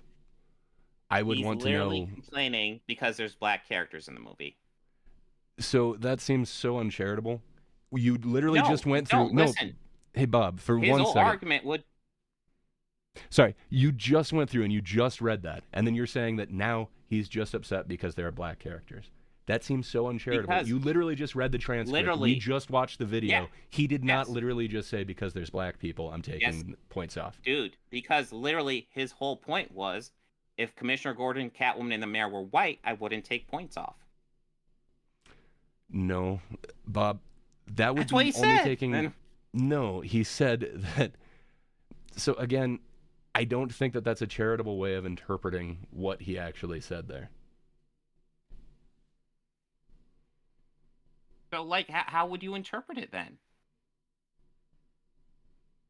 I would interpret it as a really weird take, but he appears to be taking points off because they race swapped a bunch of characters, and what he sees in with that race swap is that they have. He doesn't mention. Hold on. There's one doesn't. other section to it, that the only two morally good characters that are white are Batman and Alfred. Again, this isn't like an argument that I would want to take on or that I even think has a lot of merit to it, but that's the argument that he's making. The argument that you're making is he was taking points off strictly because there were black people as Commissioner Gordon, Yeah, because Catwoman, and the mayor. literally, That doesn't seem to be what he's saying. no. My entire because argument is literally you are what he's taking him saying out of is, context. dude, like what he's saying is that if those characters were white, he won't be taking points off for that. I don't see that as him saying he would not be taking points off if they were not, or if they were white. I see him as saying That's literally what he said. And so I guess we have a different interpretation of what he's saying, but I think it's super uncharitable for you to just take the last half of his statement and say that's all that he's saying, and then say literally dude, I read because the he whole said transcript. It said yeah, the and you same keep meaning. leaving out the first half of it where he's talking about the moral. Dude, I read the transcript. It's Yeah, still and then the you same keep meaning. taking off that first part of it and only focusing on the second part of that statement. Dude, you keep on saying I took it off. Yeah, I took it off when I played it. The video was choppy anyway, so I just read the transcript. I read the whole transcript for you. It Yeah. still doesn't change what he's saying. No, but you literally said those words, and now you're not going with those words. That the two moral good characters that happen to be white, that was his problem, apparently, that there should have been more decent white people. I don't know. Again, it's not an argument that I would make. Yeah, I wouldn't make that argument. So you think it's a bad argument? I don't think his argument is the same as the argument that you're putting forth. That's my entire argument. Well, I'm pretty much literally just interpreting what he's saying. He's saying, okay, I think we're going to have to agree to disagree on this. I think we're kind of looping on this. Either way, it's not an argument that I'm like willing to die on the hill for. On this one. I don't think so, Bob. I feel like I could put that back at you, and that's why I'm saying we're looping on this. I think we're both being somewhat hard-headed on this, that I don't interpret his words in the way that you're interpreting them, and I don't think that either of us are going to agree on that. So, I just don't It's a weird argument, and that's why it's like I wouldn't make that argument. I can't tell what's going on in his head. I think it's a weird thing to say, hey, people of a certain color should be a certain morality. That's weird. So I would never make that argument. Don't you think that's kind of a racist argument? It could be. Again, like, I'd have to kind of know what's going on. I really don't know anything about Ryan Cannell. I've kind of seen him, I don't know what you want to call it, like peripherally on the net, but I don't know. The main thing that I saw of his content was when you guys mentioned this particular thing in that debate, and I wanted to see it. Like, really, is there this racist of a guy out there? And I didn't see him say what you said he said. Well, I mean, we just went over the transcript right there. He's saying, we're looping back on this, Bob. I think we're disagreeing on what exactly because he said. It's weird talking to, because it's like talking to a brick wall. Like, he is saying he is complaining about Commissioner Gordon, Catwoman, and the mayor being black. So what was the prior statement to that? Because it seems to be all in one, as far as I can see it. Yeah, no, we could throw that on too. He's saying Alfred and Batman are the only good white characters, and then the other good characters are black. I don't care about the ratio of good. So he didn't mention the only good characters are black. I didn't hear him mention anything about good characters are black. He mentioned some race swaps, and he mentioned the only two good, morally good characters that were white. So I don't know. You brought up the race swaps before. Explain how the mayor's a race swap character. Traditionally, the mayor. I don't know anything about the mayor in Batman. Sorry, I thought you meant Commissioner Gordon. It's like traditionally, the mayor was an original character created for this movie. Yeah, I have no idea. I was talking about Catwoman and Commissioner Gordon. Again, this isn't an argument that I would make. That's why I'm not like defending it. I just don't think the way that you framed it is accurate. No, I was saying I don't think the way that you have framed it is accurate. Yeah, this is this is looping because, again, it's not my argument that I'm making. I don't know who this Ryan Cannell guy is. But you still came on and said... But I looked at the words words that he said versus what you said he said, and I did not see it being the same. I saw a great disparity where you keep cutting off the first half of what he says and then saying he's taking off points just because these characters are black. Because it doesn't change the content. Because he is taking off points because those characters are black. He also mentioned in the beginning of that statement that these are the only characters that are morally good that are white. Again, it seems like a weird argument, but if you're only focusing on that last half, you're leaving out context. You are, by definition, not being fully honest or charitable with that take. Would you call that take racist? I don't know. It seems like it could be borderline. It seems really weird to be saying, hey, I need more people of this color to be of this moral stature. It's not an argument that I would make. Again, I don't want to call him racist based off of this one take. It seems sketchy to me. I wouldn't make this take. I mean, I've seen more takes of him. But I couldn't condemn him on that. And I would love to actually go over any of those takes if you want to, but... Yeah, I don't know. The way that you framed this... take I knew of, I wouldn't be so quick to condemn him, but he has lots of takes. Yes. Okay. Based on the way that you framed this, and that we've had to go this far on this... I don't know that I would fully take your framing of his takes. I would have to look at them individually. I'd have to see, the context for it. But again, the whole reason why I wanted to have this discussion wasn't to try and defend like Ryan Cannell or any member of the Fandom Menace or Friday Night Tights, whatever groups they're in. I don't really watch those shows. I've caught them occasionally. I didn't notice anything bigoted, but again, I'm not like watching it with a fine-tooth comb or something. It was kind of on in the background. I don't know. I'm not here to defend them. I wanted to find out about your standard for which you levy these allegations of being a racist, being a transphobe, being a bigot. And it seems to be this pattern of behavior. But then I don't seem to get any sort of definition of that from you other than if they're constantly doing it and they do it in every video. And it's like, yeah, okay, that definitely is a pattern. But at what point does that pattern start? And I still don't seem to have gotten an answer from you on where it actually starts. What would you consider a concrete definition of a pattern? So so I don't know why I would define what your, method of calling somebody a bigot would be.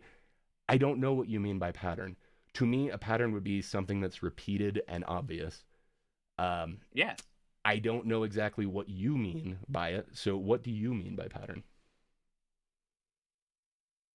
I mean, I've already defined it to you multiple times. It's these Could you guys do it doing the again? same thing Because over I and hear you. over again.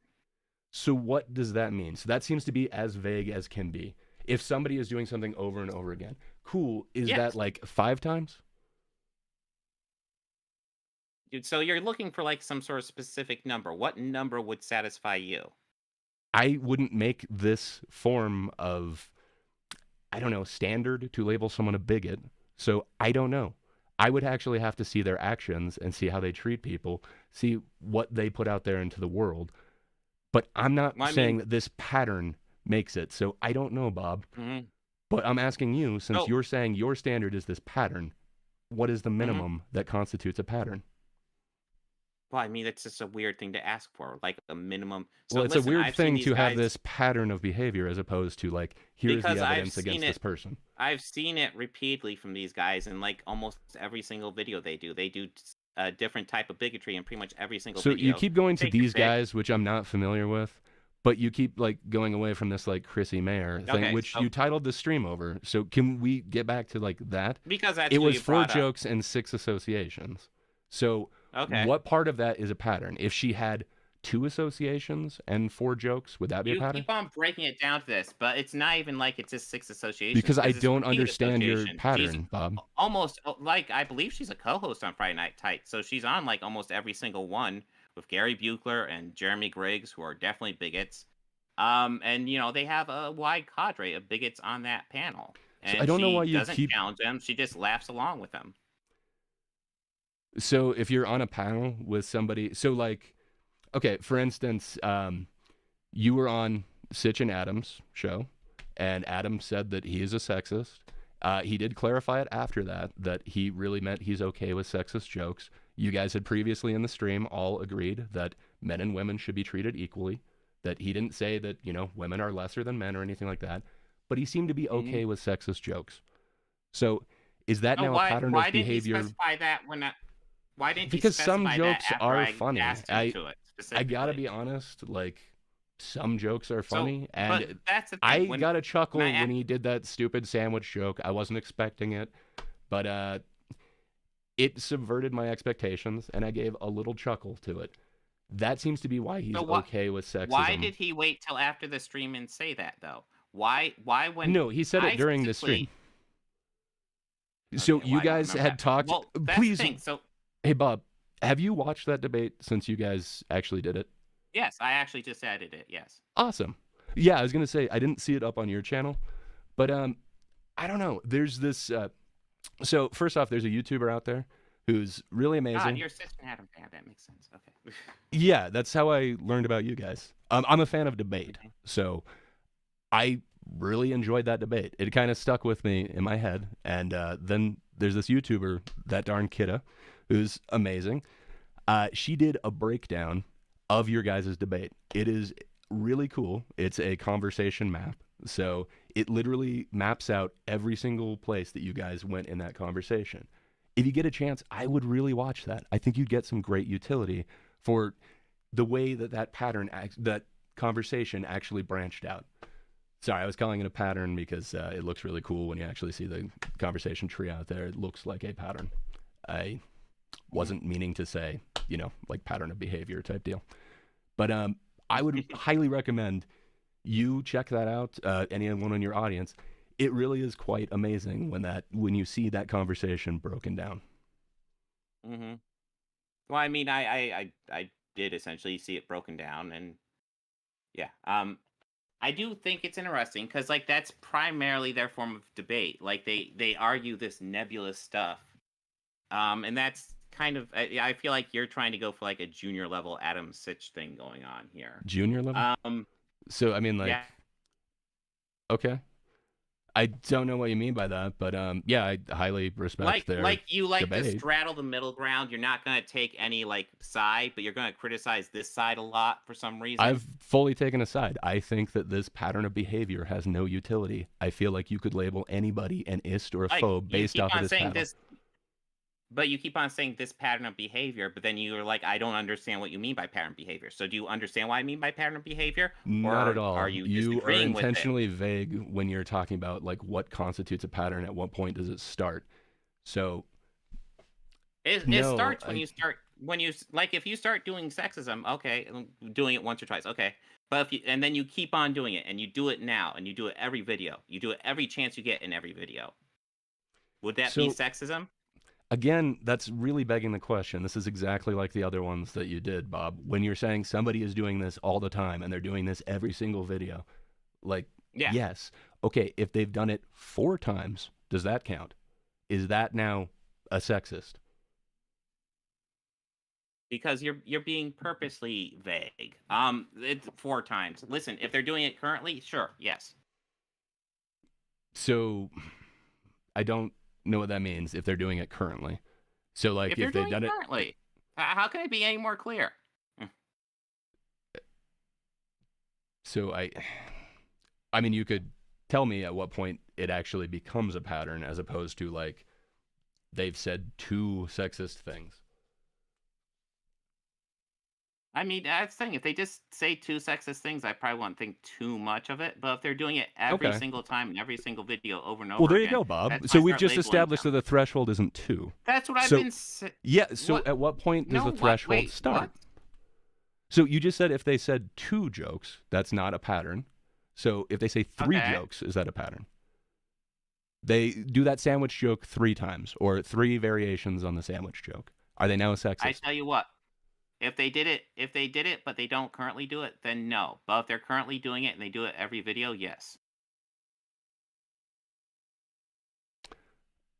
So if they do it every video, that seems intentionally vague, Bob. So how is that vague? That is like every because video. You're saying if they do it every video. So I asked you if they do it 3 times, is that it? And you said, well, if they do it currently and they're doing it every video. So what does that mean? Does that mean... You're really begging to, like, it's like I'm being as clear as possible, and you seem like you really want to make it, you're the one, like, dragging this into vagaries as much as possible. It's like, dude, how am I dragging it into every vagary? Single video. I'm literally trying to get as specific as possible. I feel like you saying, yeah, if they keep doing it repeatedly is as vague as it could be. If they do it every time is as vague as it could be. You're not getting into any specifics. How? I don't understand how that's making I'm literally saying every time they make a video, they do it. Okay, and you're saying that they make a video how often? And they've done this how often? Okay, so let's go to Gary Buechler. Let's go Nerdrotic. He makes fun of women every chance he gets in every video, with the exception as if they're doing traditional roles. So anytime they're doing something non-traditional, he makes fun of them every chance he gets. I don't know if I necessarily agree with your framing of that. Again, I'm not familiar with his content, but based off of your Ryan Cannell framing from earlier, we don't have. That's why I was asking to go back to the Chrissy Mayer thing earlier, but you keep bringing it back to either Nerdrotic or Friday Night Tights, and I don't know why. Because I'm more familiar with them, and you keep on bringing it back to Chrissy Mayer, even though I don't know the exact number of jokes. I'm sure I could dig up some. I'm sure after the stream I could dig up tons if I really wanted to. I probably won't because I probably won't rest after the stream. But I mean, she's done plenty of associations. She hangs up with Gary Buechler of Nerdrotic a lot. But let's remove the name. No name. Just say YouTuber X. YouTuber X. Every time he makes a YouTube video, always finds a reason to make fun of a woman. Bob, this is the exact same. This is the exact same example that you've been doing. It's begging. Yeah, it's begging the question though. You're saying every single time they do this. Yeah. Yes. If every single time somebody does something. And why can't you give me a clear answer to that? What do you mean? I've given you a clear answer. I've said it like 10 times. Yes, if every single time somebody does, like, makes Yes. a video, they say something sexist or something racist, yeah, that seems like a pattern. I agree. You Okay. agree. But Yes. what we're trying Okay. to find out is, what is that minimum threshold? At what point does it become a pattern, as opposed to, hey, this is obviously a pattern? I'm trying to find out the wait, beginning part, and you keep going to, hey, You let's all go to something that you we all agree is a pattern. Now, that seems intentionally vague to me, Bob. I keep asking you about the threshold, and you keep going to, okay, well, hypothetical, every single time they do this, they're always doing, like, that's begging the question. because every time Let's I go use a into different specifics, hypothetical. you make it more vague. So I'm trying to go into hypotheticals. But listen, so you would agree, like, YouTuber X always does a sexism every chance he gets in his videos. You'd agree that's sexist, right? Yeah, I would agree that if every time somebody makes a video, they say something sexist, that would be sexist. Yes, Bob, that is still Okay. begging the same But question. but now you're agreeing to that pattern without even knowing the number of times they've done it to You've reach that literally threshold. said every single time they make a Yes. video, Yes. they are doing something sexist. I've asked you, what does that Yes. mean? How often are they doing this? So if they've made one video and there's one sexist joke, again, I would not say, hey, I have condemned you to be a bigot. Your hypothetical keeps saying they're doing it every single time, and in every video they're Okay. doing this. That seems to be begging the question that you're setting up a pattern. It is obviously a pattern. Yes. I'm trying to figure out at Okay. what point it becomes a pattern. So doing it every time is not enough. There has to be a specific number to hit for you. Like, what number would satisfy you? So I'm not the one who's making the standard, Bob. So I keep asking you that, and instead of answering that, you keep doing hypotheticals where you're Dude, saying every because single I time. keep on seeing it every time. So are you talking about Nerdrotic again? I don't understand I mean, what you Nerdrotic mean is by the one that. that does the sexist jokes every time he gets. I know that's the one that you're talking about, and I don't know enough of his content to make a position on that. So I don't know. I can't tell you that I agree with that. I know from your framing of that Ryan Cannell clip, that wasn't what he was saying, so I would want to actually look at these. Mm-hmm. Yeah, I mean, you're purposely, like, every time I make it as clear as possible, you just push for the vagaries. Like, how many? What's Can the you minimum explain? So threshold? It's you've like, made that accusation of me a couple different times. yeah, What part am I pushing to the vagaries, and how am I doing that? because when I say they do it every time, you agree. Oh, they're doing it every time. That's a pattern. But what's So the minimum that's you threshold? pushing towards the vagaries. I'm pushing towards the specific, which would be that threshold.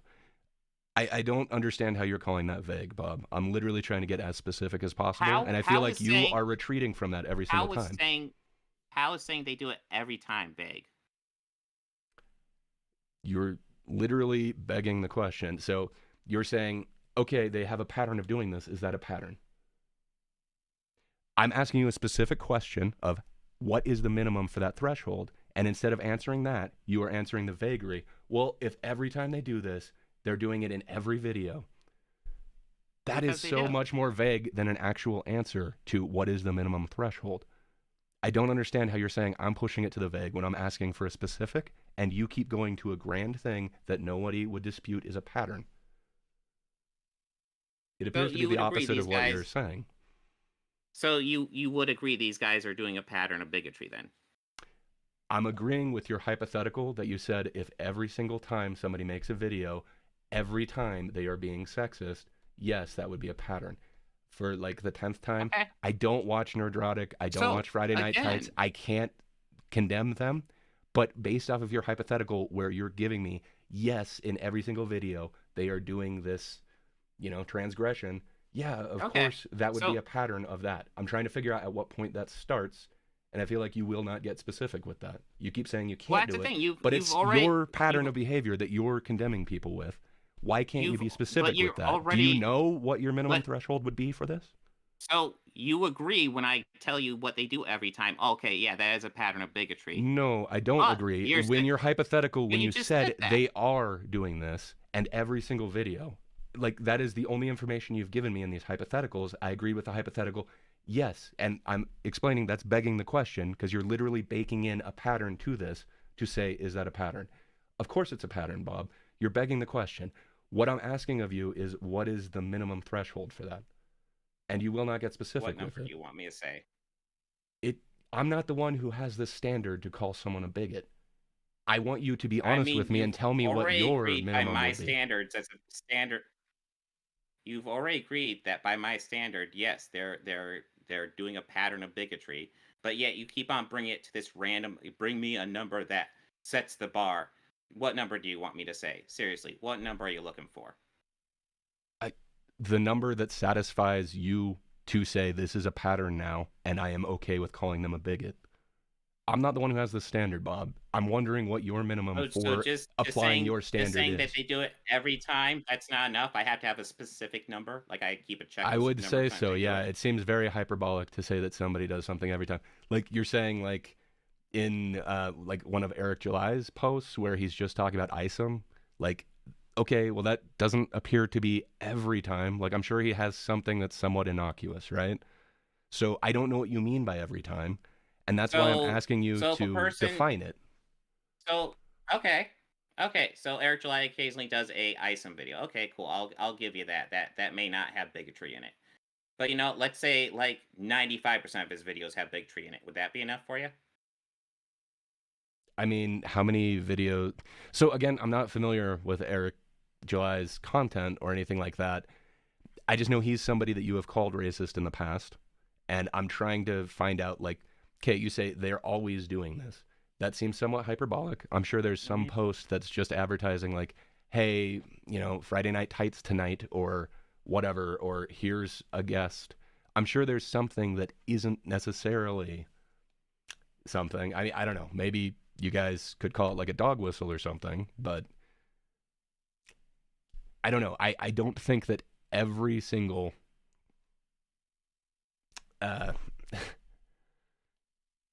I don't know. I can't believe that every single post would be racist or sexist or whatever. So they do largely do it. I mean, maybe you could pick out one random one where they do like an interview or something, but for the most part, okay. So let me go ahead and tell you definition of a pattern: to give regular or intelligent form to essentially, just doing it regularly is a pattern. Okay. There's what does regularly mean to you? Yeah, but on there, they're not saying, hey, you should label somebody a racist based off of this nebulous pattern idea. You are the one who is doing that.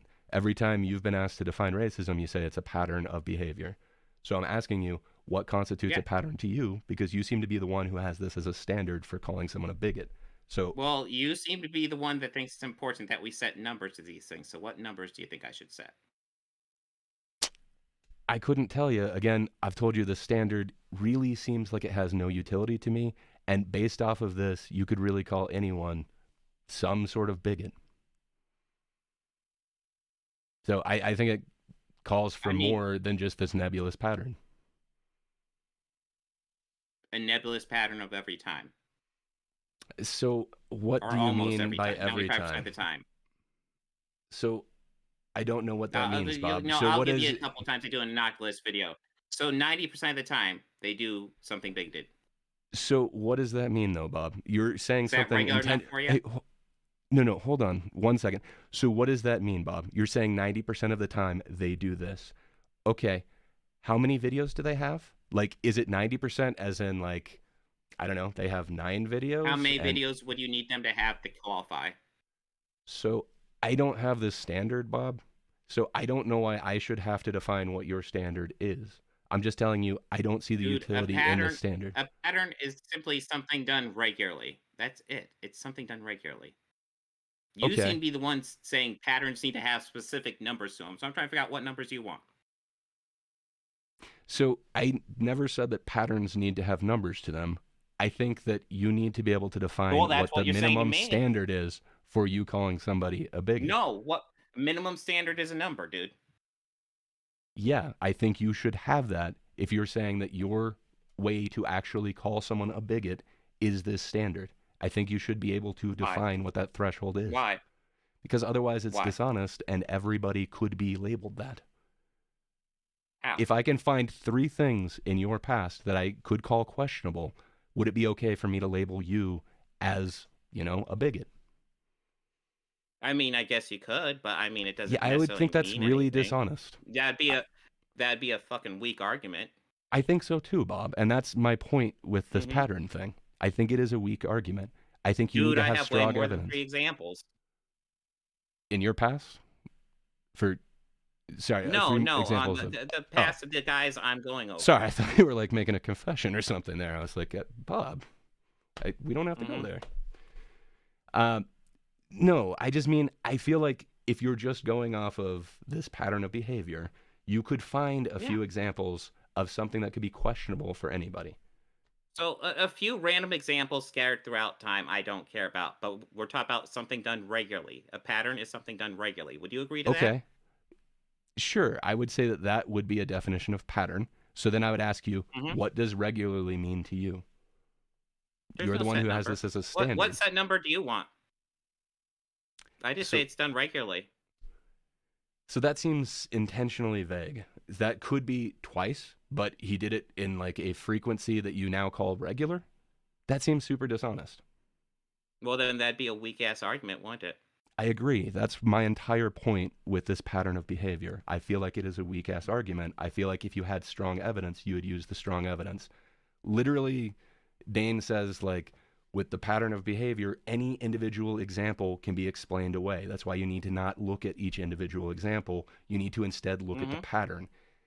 That sounds like weak ass argument. That sounds like a whole bunch of Why? really, Why really is that weak weak evidence arguments? somehow adds up to a case where it doesn't.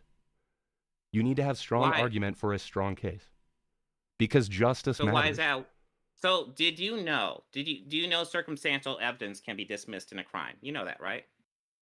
It can be under certain Yeah, criteria, absolutely. but It I can mean, be. like, you can also be convicted off of But circumstantial evidence, Bob. yes, It really you depends on can each be, because individual if you case, and have I'm a enough huge fan of justice, if and you I have want enough justice to happen. circumstantial evidence, then you can be convicted based on that circumstantial evidence.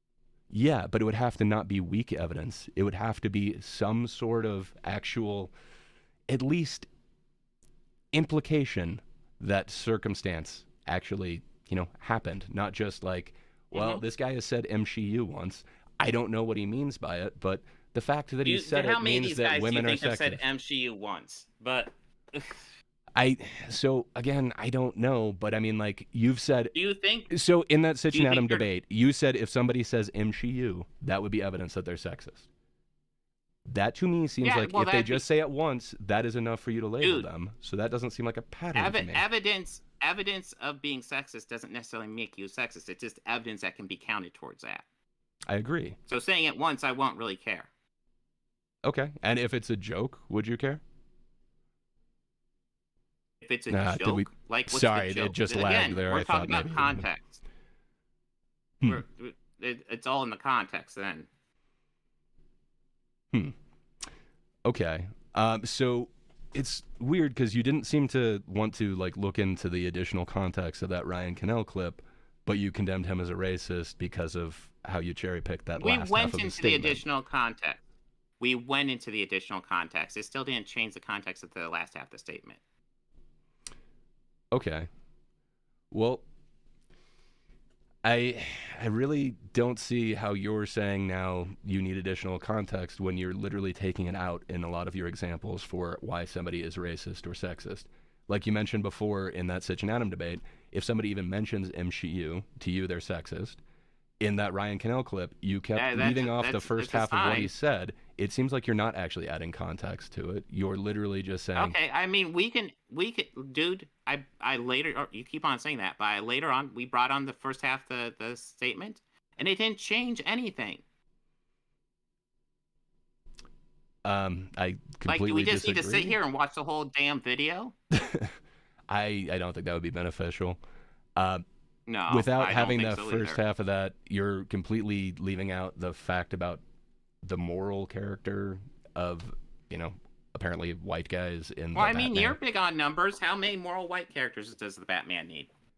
Again, it's not my argument, Bob. Like, I don't give a shit how many Oh, white that's right. characters You would are argue. good or not. You said it's a weak argument, so why are you defending it? I'm literally saying that you didn't take the context of that argument. I'm not defending his argument. No, well, guess what? I've taken the context, and now it's the same argument. Okay, we'll agree to disagree, I guess. I see additional context to the way that you were framing it. So again, I don't. So are you defending that argument? So for like the 10th time, not defending it, just saying it's not the argument So, that you're laying forth. You're framing it I in a mean, dishonest way. then go ahead, describe the argument to me. Bob, we went through this like 10 times. We're totally looping on this. No, go ahead and tell me the argument. So, again, I don't think there's any sort of utility in going through this. We're kind of at an impasse. We've looped on this like 10 times. Yeah. Okay. Do you it's think almost like you don't have a good way to break it down that doesn't sound racist? So I'm supposed to defend an argument that I don't believe in when my entire point was, hey, you're not framing this accurately. So now I'm supposed to take up his argument because you're not frame it in a way that isn't racist. Okay, he didn't say I'm taking points off of the score of this flick because Catwoman, Commissioner Gordon, and the mayor are black. That is the way you framed it. He said they have race swapped certain characters without adding the additional context where he said at the beginning of that statement, there are only 2 morally good white characters and have race swapped these other characters. There is a second half to that argument. Again, I don't think it's a great argument, but the way that you're framing it with it just, hey, there are these 3 black characters, so I'm taking the point off. That isn't accurate. That is what he said, though. Because if those characters were white, he wouldn't have an argument then. Okay, Bob. I don't know where we go from here with that particular point. We both disagree. I mean, that's the meat and potatoes of his whole argument. That is the cherry-picked end of his statement, that you will not go ahead and include the front half of that. Do you think he would still take points off if those characters were white? Probably, but I don't know anything about his... I don't know. He seemed to be... What would his argument be then?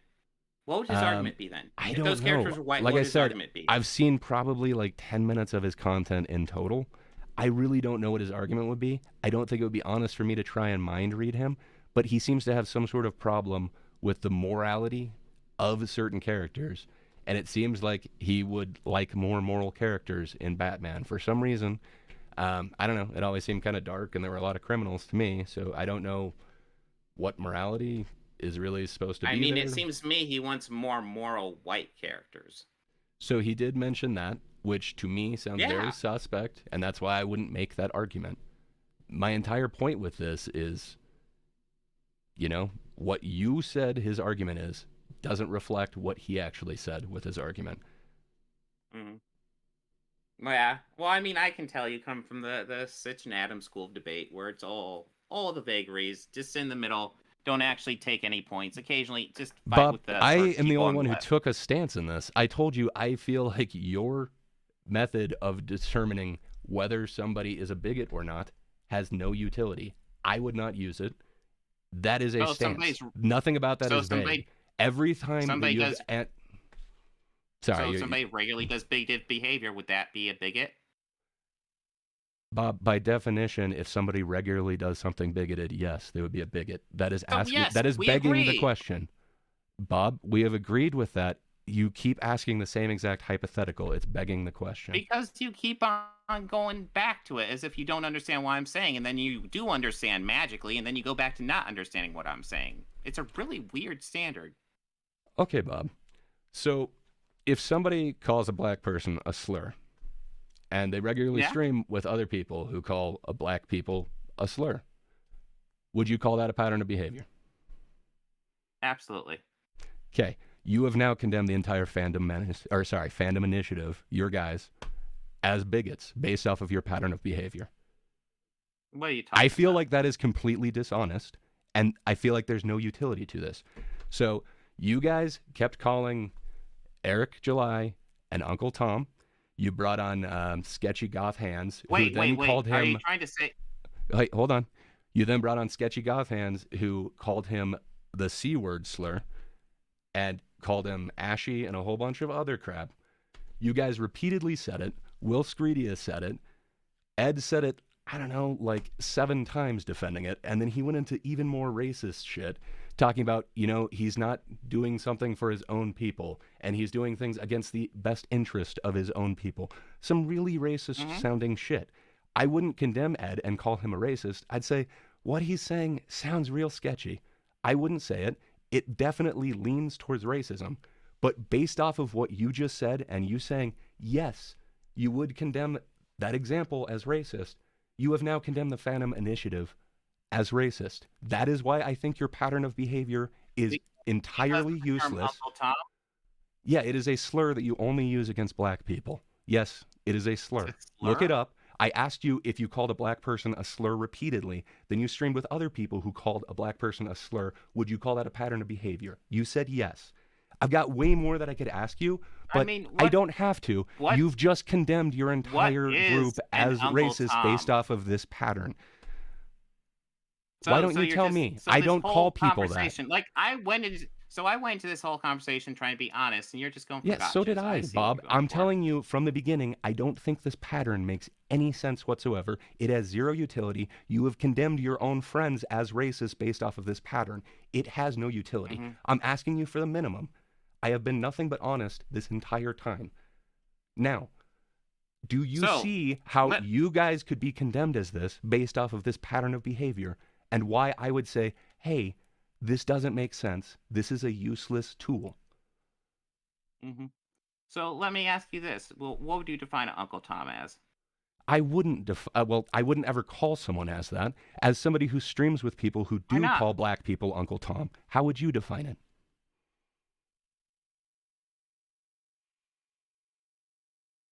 Have you ever read? I have no idea what you said. Sorry, I don't use that, so I wouldn't want to define it or say, here's the context that I'd use it. I never would. You stream with people who do call people Uncle Tom. What do you think they mean by it? Uncle Tom? It's essentially it's a term for a black pick-me. Have you ever read the actual book? Yeah, well, I know the original Uncle Tom was actually a stand-up dude, and then they converted it to a stage play, and that's where we get the term Uncle Tom as for a black person who is essentially complicit with bringing down other black people. Okay, I wouldn't deny that, but yeah, as long as you know the origination of that actual term, at least in the original book, Uncle Tom was a stand-up dude. Okay, Sambo was the guy that they were. You're right. It has changed and it has been co-opted. I wanted to know if you actually knew the etymology of that. But yes, I do. But Bob, I didn't get you to respond to this at all. Do you understand my entire argument here that I do not think that this has any utility, this pattern of behavior, and you have condemned your own friends with this pattern of behavior? Do you still think that it has utility?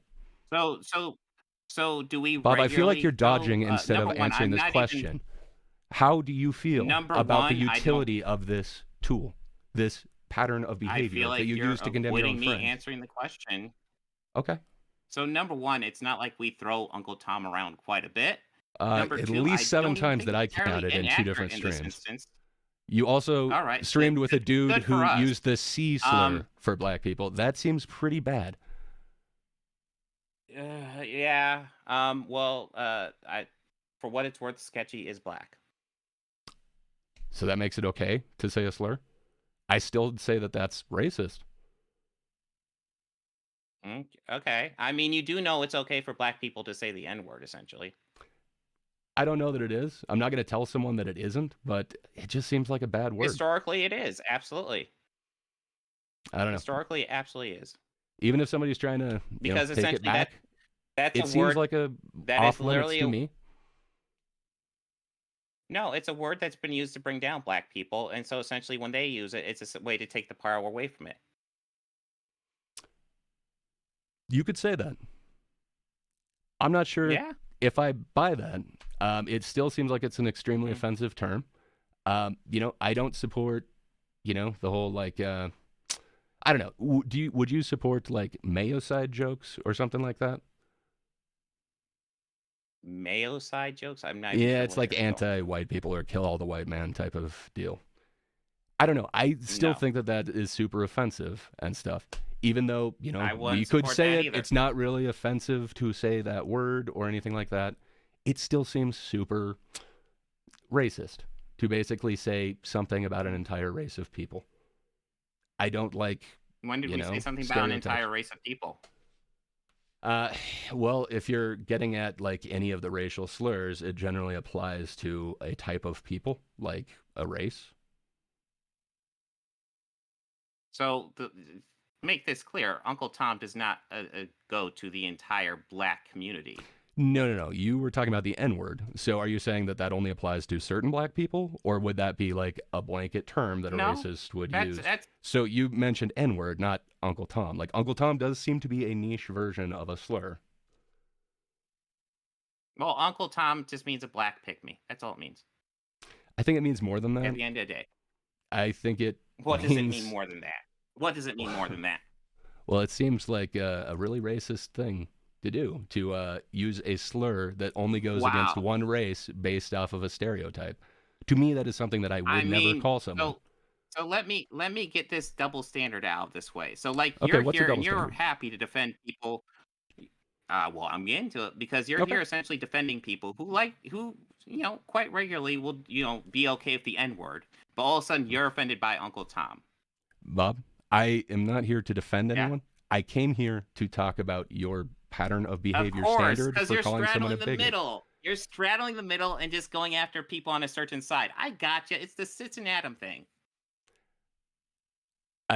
Okay, if you want to call it straddling the middle by contacting you to talk about this standard of behavior, pattern of behavior standard that you are using to call someone a bigot, okay, that is why I'm here to talk to you about that.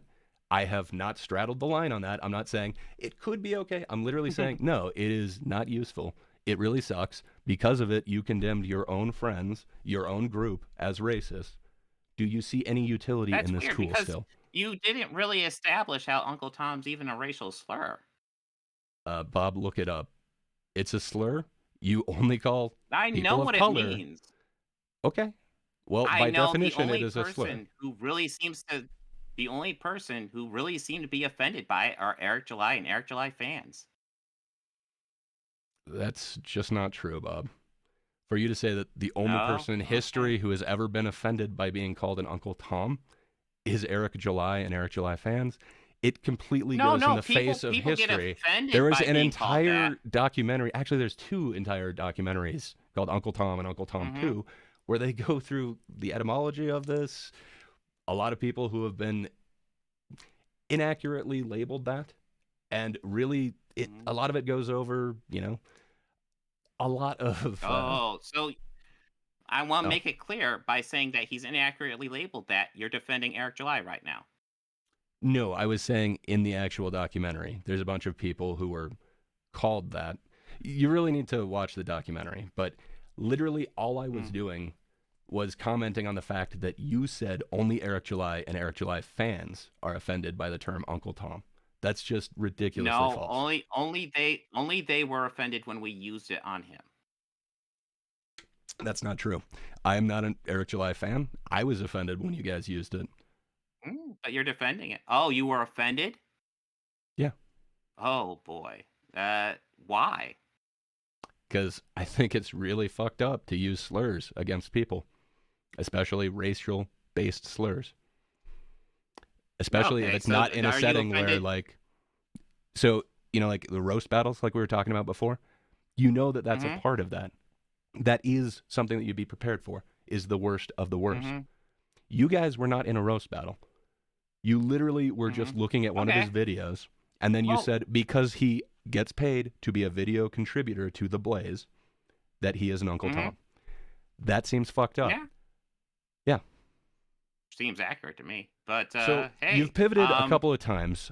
Can you get back to, do you still see the utility in this pattern of behavior to condemn somebody as a bigot when you have done that to your own group and your friends? How have I done that to my own group? You've done this. I asked you if their exact behaviors would be a pattern. You said yes. Dude. That is why this doesn't make sense and why it is a bad tool. Have you seen Django Unchained? Yes, I have. What would be a good way to describe the Samuel L. Jackson character in that movie? A bad dude? Yeah, well, there's something more specific you could call him. Okay. Like I said, I don't use slurs for people, so maybe you think it's okay calling Samuel L. Jackson It's not that? a slur. It really is. I'm not calling Seriously, Samuel L. look it up. Jackson that. I'm calling his character that. Okay. Well, you can look it up right now. It will tell you it's a slur. I'm not the one making this up, and you keep pivoting away, Bob. So, again, do you see the utility in this tool when it has been used to condemn you, your group, and your friends? That is why this tool doesn't work. That is why you need to actually have good evidence. Dude, you just called your friends racist. Your Bob. evidence, dude, that evidence is so flimsy. It's unbelievably flimsy. I agree. That's why your pattern of behavior standard sucks. No, your evidence against me is flimsy. My evidence against them is pretty solid. Bob, you just called your friends racist. No, you just are going for some weird gotcha moment. Okay. So, again, you're pivoting and you don't seem to actually respond to this. Do you see utility in this tool when it has been used to condemn your friends? I'm trying to figure out where you're trying to say it's listed as a slur. I haven't seen anywhere where it's listed as a slur. I feel like you're just making shit up. Okay, Bob. Go ahead and educate yourself on what Uncle Tom means. Or if you just type in slur, I've already Uncle Tom. told it to you, dude. Okay, but you're saying that it's not a slur. So it is a term. I mean, that how many times have you used it in this stream? So bringing up your example of it means that I'm a racist. I just told you I wouldn't call someone that. Wait. We're not allowed to say it, but you're allowed to say it? I never said that, Bob. I don't think anyone should be using it towards another person. Obviously, it is not the same as the N-word. You know, both of us are willing to say Uncle Tom. So, I mean, like, that seems like a straw man for you to say that I'm saying only I'm able to say it. No, I'm saying nobody should be calling somebody a slur. A slur is something... I'm saying it's not a slur. Uncle Okay. Tom, a black person who is overeager to win the approval of whites as obsequious behavior, Yeah. It's not a slur. Hey, Bob. So I still feel like you're not answering at all. So, okay. Do you still see utility in this pattern of behavior standard that you have, even though it can be used very easily to call, again, your friends? You're the one who said, yes, somebody who had this pattern would be racist. That was your friends. Dude, that's the fandom if you're willing initiative. to use bad arguments, you can say anything. So, Bob, that's what I'm saying this pattern of behavior is. It's bad arguments. It's bad evidence. If it was strong evidence, you would just use that. Instead, you're saying, don't look at each example. Examples can be, explained away. Instead, look at the pattern. I am literally saying look at each example. When have I said don't look at examples? So it's literally what Dane said. If you want to come to my channel, I have a video. You can go ahead and look at it. It does do the exact same thing that we did here. It showed how this is a really bad tool. You could make an argument. Again, I think it's a bad faith argument. I don't think it's accurate. You could use this tool to call anyone a racist or bigot. That's why it doesn't have utility. Instead, you need strong evidence. These are strong accusations. It would be unjust to just use this pattern and say, hey, the fandom initiative is all racist because of this. No, I don't believe that. That's why I'm saying I don't think this is a good tool. All right, so what would it take for you to call somebody a racist? Them to actually... Is there anything less than a cross-building? Cross-building? Like, you mean burning? Cross-burning. Okay, sorry. Yes. I was going to say, like, you think all Christians are racist? Okay, yeah, definitely something less than a cross-burning. Like we mentioned before, if you see that someone is obviously discriminating because of the color of somebody's skin, if you see somebody calling somebody a slur just because of the color of their skin, I would say, yeah, that seems racist to me. That would be my standard. That would be strong evidence. But again, if it's just like, a joke, that wouldn't be evidence for me. I would have to see more than that. All right. Well, what if it's a joke done every video every week? Bob, this is that exact same begging the question that you've done. Okay, so how many videos do they have? How many weeks has it been? How many would it qualify for you? What numbers are you looking for? So I don't use this pattern of behavior standard. To me, if somebody calls somebody a slur once, A pattern and it of really behavior is a pattern of behavior is simply something that somebody does regularly. There's no set numbers. You're looking for set numbers. I'm trying to figure out what the fuck numbers you want. So again, I'm not the one who's making this, who's using this tool to call someone a bigot. So I couldn't tell you what numbers constitute a pattern. I'm telling you, hey, I don't see any utility in this. This seems like it's a really weak tool that you could blanketly cover almost anybody with and call them some sort of bigot. That's why I wanted to contact you, find out what your standard for this pattern is. I still don't feel like I've gotten it. You've dodged every single time. Well, you've been as vague as possible. I love how you keep on saying I'm dodging. What have I dodged? You can't give me any numbers. You can't give me any numbers. To me, you seem to want numbers. What numbers do you want? A slur. That would be enough for me. Is one person saying a slur? Is a person saying one slur to you a slur is enough for you? Yeah, it would be. So if somebody, but so one person saying a slur to you is enough to condemn them then? If I saw somebody call a black person the N-word, yeah, I would say they're racist. That would be enough for me to be like, yeah, that dude's racist. Yeah. For you, would it not be? Are you saying that that's... I mean, it all depends on the context. It really depends on the context. So there's a context where that's okay? If he's like... No, there isn't really.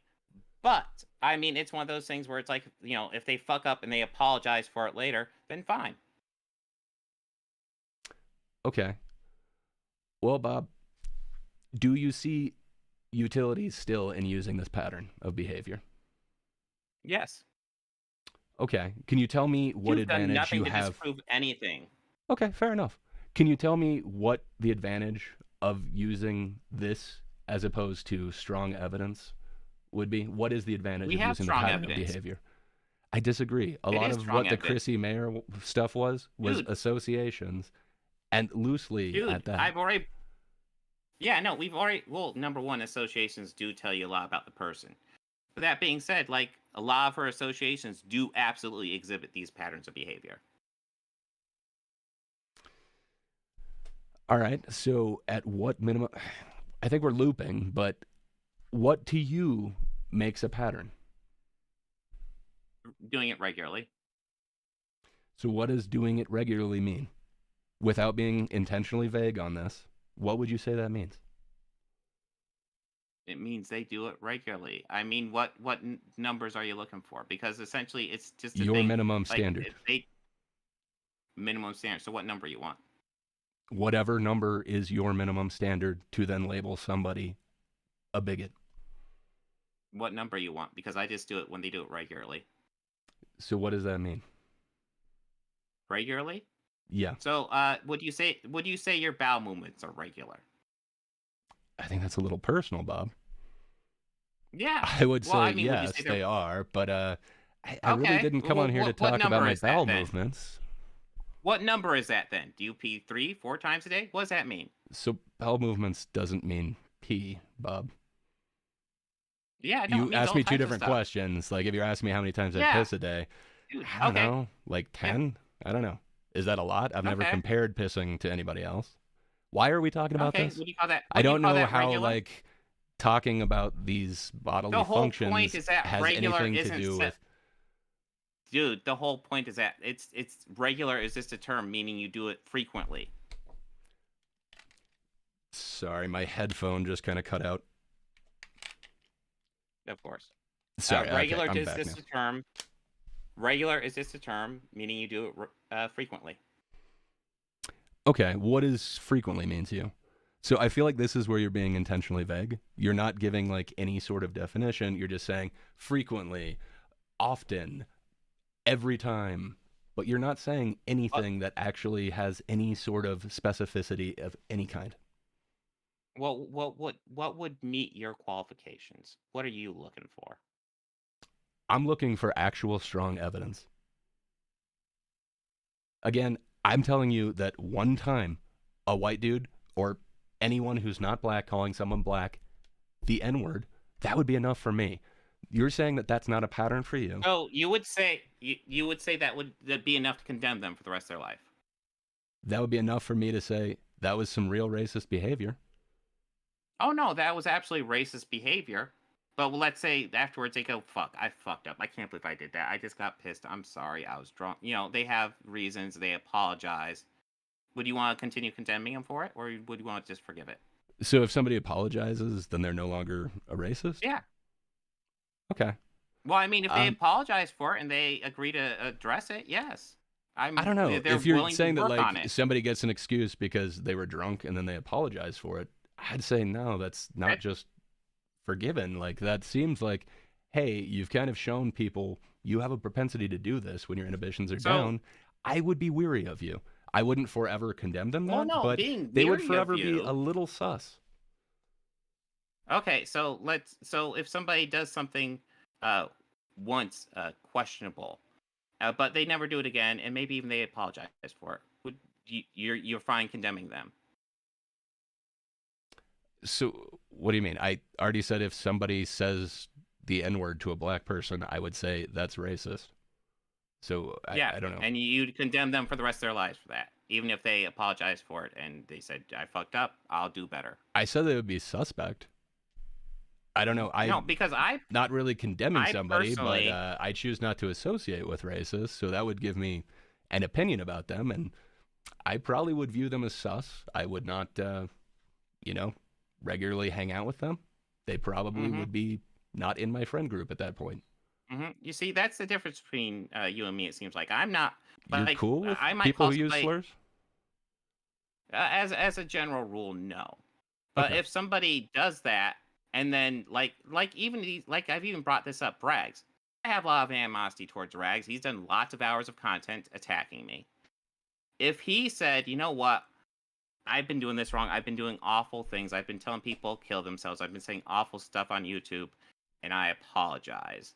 And I want to do better going forward." And then he spent years like trying to evolve himself and do better, and do better content, and say essentially put good out into the universe. I would like to think eventually it would get to a point where I'd be willing to say, "Okay, you're cool." Yeah, I mean, I would definitely listen. I'm all for forgiveness, and I'm for people going ahead and making amends for things. But I don't know that I would necessarily consider them not suspect. Like, if so, in your scenario where they just got drunk and they said it, that seems like you're letting your racism slip out when your inhibitions are down. I don't know if that person has deep-seated beliefs about people of different colors. To me, that would be somewhat suspicious, and I wouldn't want to necessarily associate with that person. I actually don't think there's a large percentage of the population that actually do have like deep-seated like I hate black people to my very core. I don't think there's very few people who actually think that way. I think even if you ask somebody like David Duke, he probably wouldn't say he's racist. He'd probably say, "Oh, I just, I look at tax reasons or whatever." You don't think a KKK like Grand Wizard would say that they're racist? Like, I'm positive that he is a white supremacist, and he would say white people. No. I'm not saying he's not racist. I'm saying he wouldn't describe himself as a racist. I think that's a bad example because he's literally an avowed white supremacist, or at least was at one point. Depending on when you talk to him, I think he would have said that. I don't think that's a great example, Bob. But you're right. No, I think really, a lot of people today... I'm pretty sure he would come up with excuses. Again, I don't want to mind read. I haven't looked too much into him, but from what I know, he was a Grand Wizard. So, I mean, I think he was a self-avowed white supremacist. I don't think he's just... I don't think he would be like, "Nah, guys, nah, it's not real." Like, I think the fact that he's a Grand Wizard, he would say that. Racist. I think a lot of white supremacists won't want to label themselves racist. They like to avoid that stuff. All right. Well, I didn't know exactly how long we were gonna kind of, Yeah, no, it went on longer than I wanted to. Yeah, Yeah, I've enjoyed this back and forth, Bob. I I feel like, again, you've been super generous actually talking to me. I feel like a lot of people who have differing opinions, they won't do that. So I think this is really awesome of you to actually, be willing to have this conversation. That's awesome. Well, let me ask you this real quick. So, like, when people argue that the Civil War was over states' rights, would you say that's a racist argument? I watched that one debate. I don't think that argument was... So, again, it's not my argument. I wouldn't say that it was over states' rights. I've seen a lot of arguments for that. It's not an argument that I would stand behind at all. I can't remember the guy. Would you call that argument racist? Not necessarily. It definitely is a sus argument. Like, clearly the Civil War was over slavery. Like, there were additional factors, but I mean, I don't think you would say it was just over states' rights. I don't know that anyone would argue that without it being a little sus. It's almost like somebody would argue that to hide the fact that it's a racist argument. It seems suspicious for sure, and that's why that is definitely an argument that I wouldn't make. I saw that argument. It was that debate. It was but yeah, I don't want to mind read why people are saying that. I have heard, especially Southern people who have had Southern families, like, say, the flag doesn't represent everything that everyone says it does. I don't know. Those arguments seem a little weird to me as well. I'm not from the South, so maybe it doesn't affect me. I mean, but do you think Confederate flag is racist? It definitely has that connotation now. I don't know if every single person who supports that flag or has like that flag is a racist. They might see a different thing. Like, if you had family that like fought over it, maybe there's a different reason other than slavery why you like that. But I think it definitely has that connotation now. You wouldn't see me holding a Southern Cross or anything like that. All right. So, I mean, is there any argument you're firmly able to stand behind? Yeah, I think the utility of this pattern of behavior standard that you're using to call people bigots is non-existent. I feel like you have called your friends that. That is the one argument that you will stand behind no matter what. Yeah. That's good to know. All right. I'd love to, have another conversation with you in the future. We can set up something, and I would love to, stand behind an argument and actually like argue it with you. I just don't want to take up like Ryan Cannell's argument or Nerdrotics when it's not something I believe in. I'm not going to just, argue for them. Okay. Well, I mean, it's good to talk to you, man. Have a good rest of your day. Hey, you too, Bob. All right, everybody. That was interesting. Thanks for tuning in. I don't know. That was kind of a shit show. Yeah, but good times.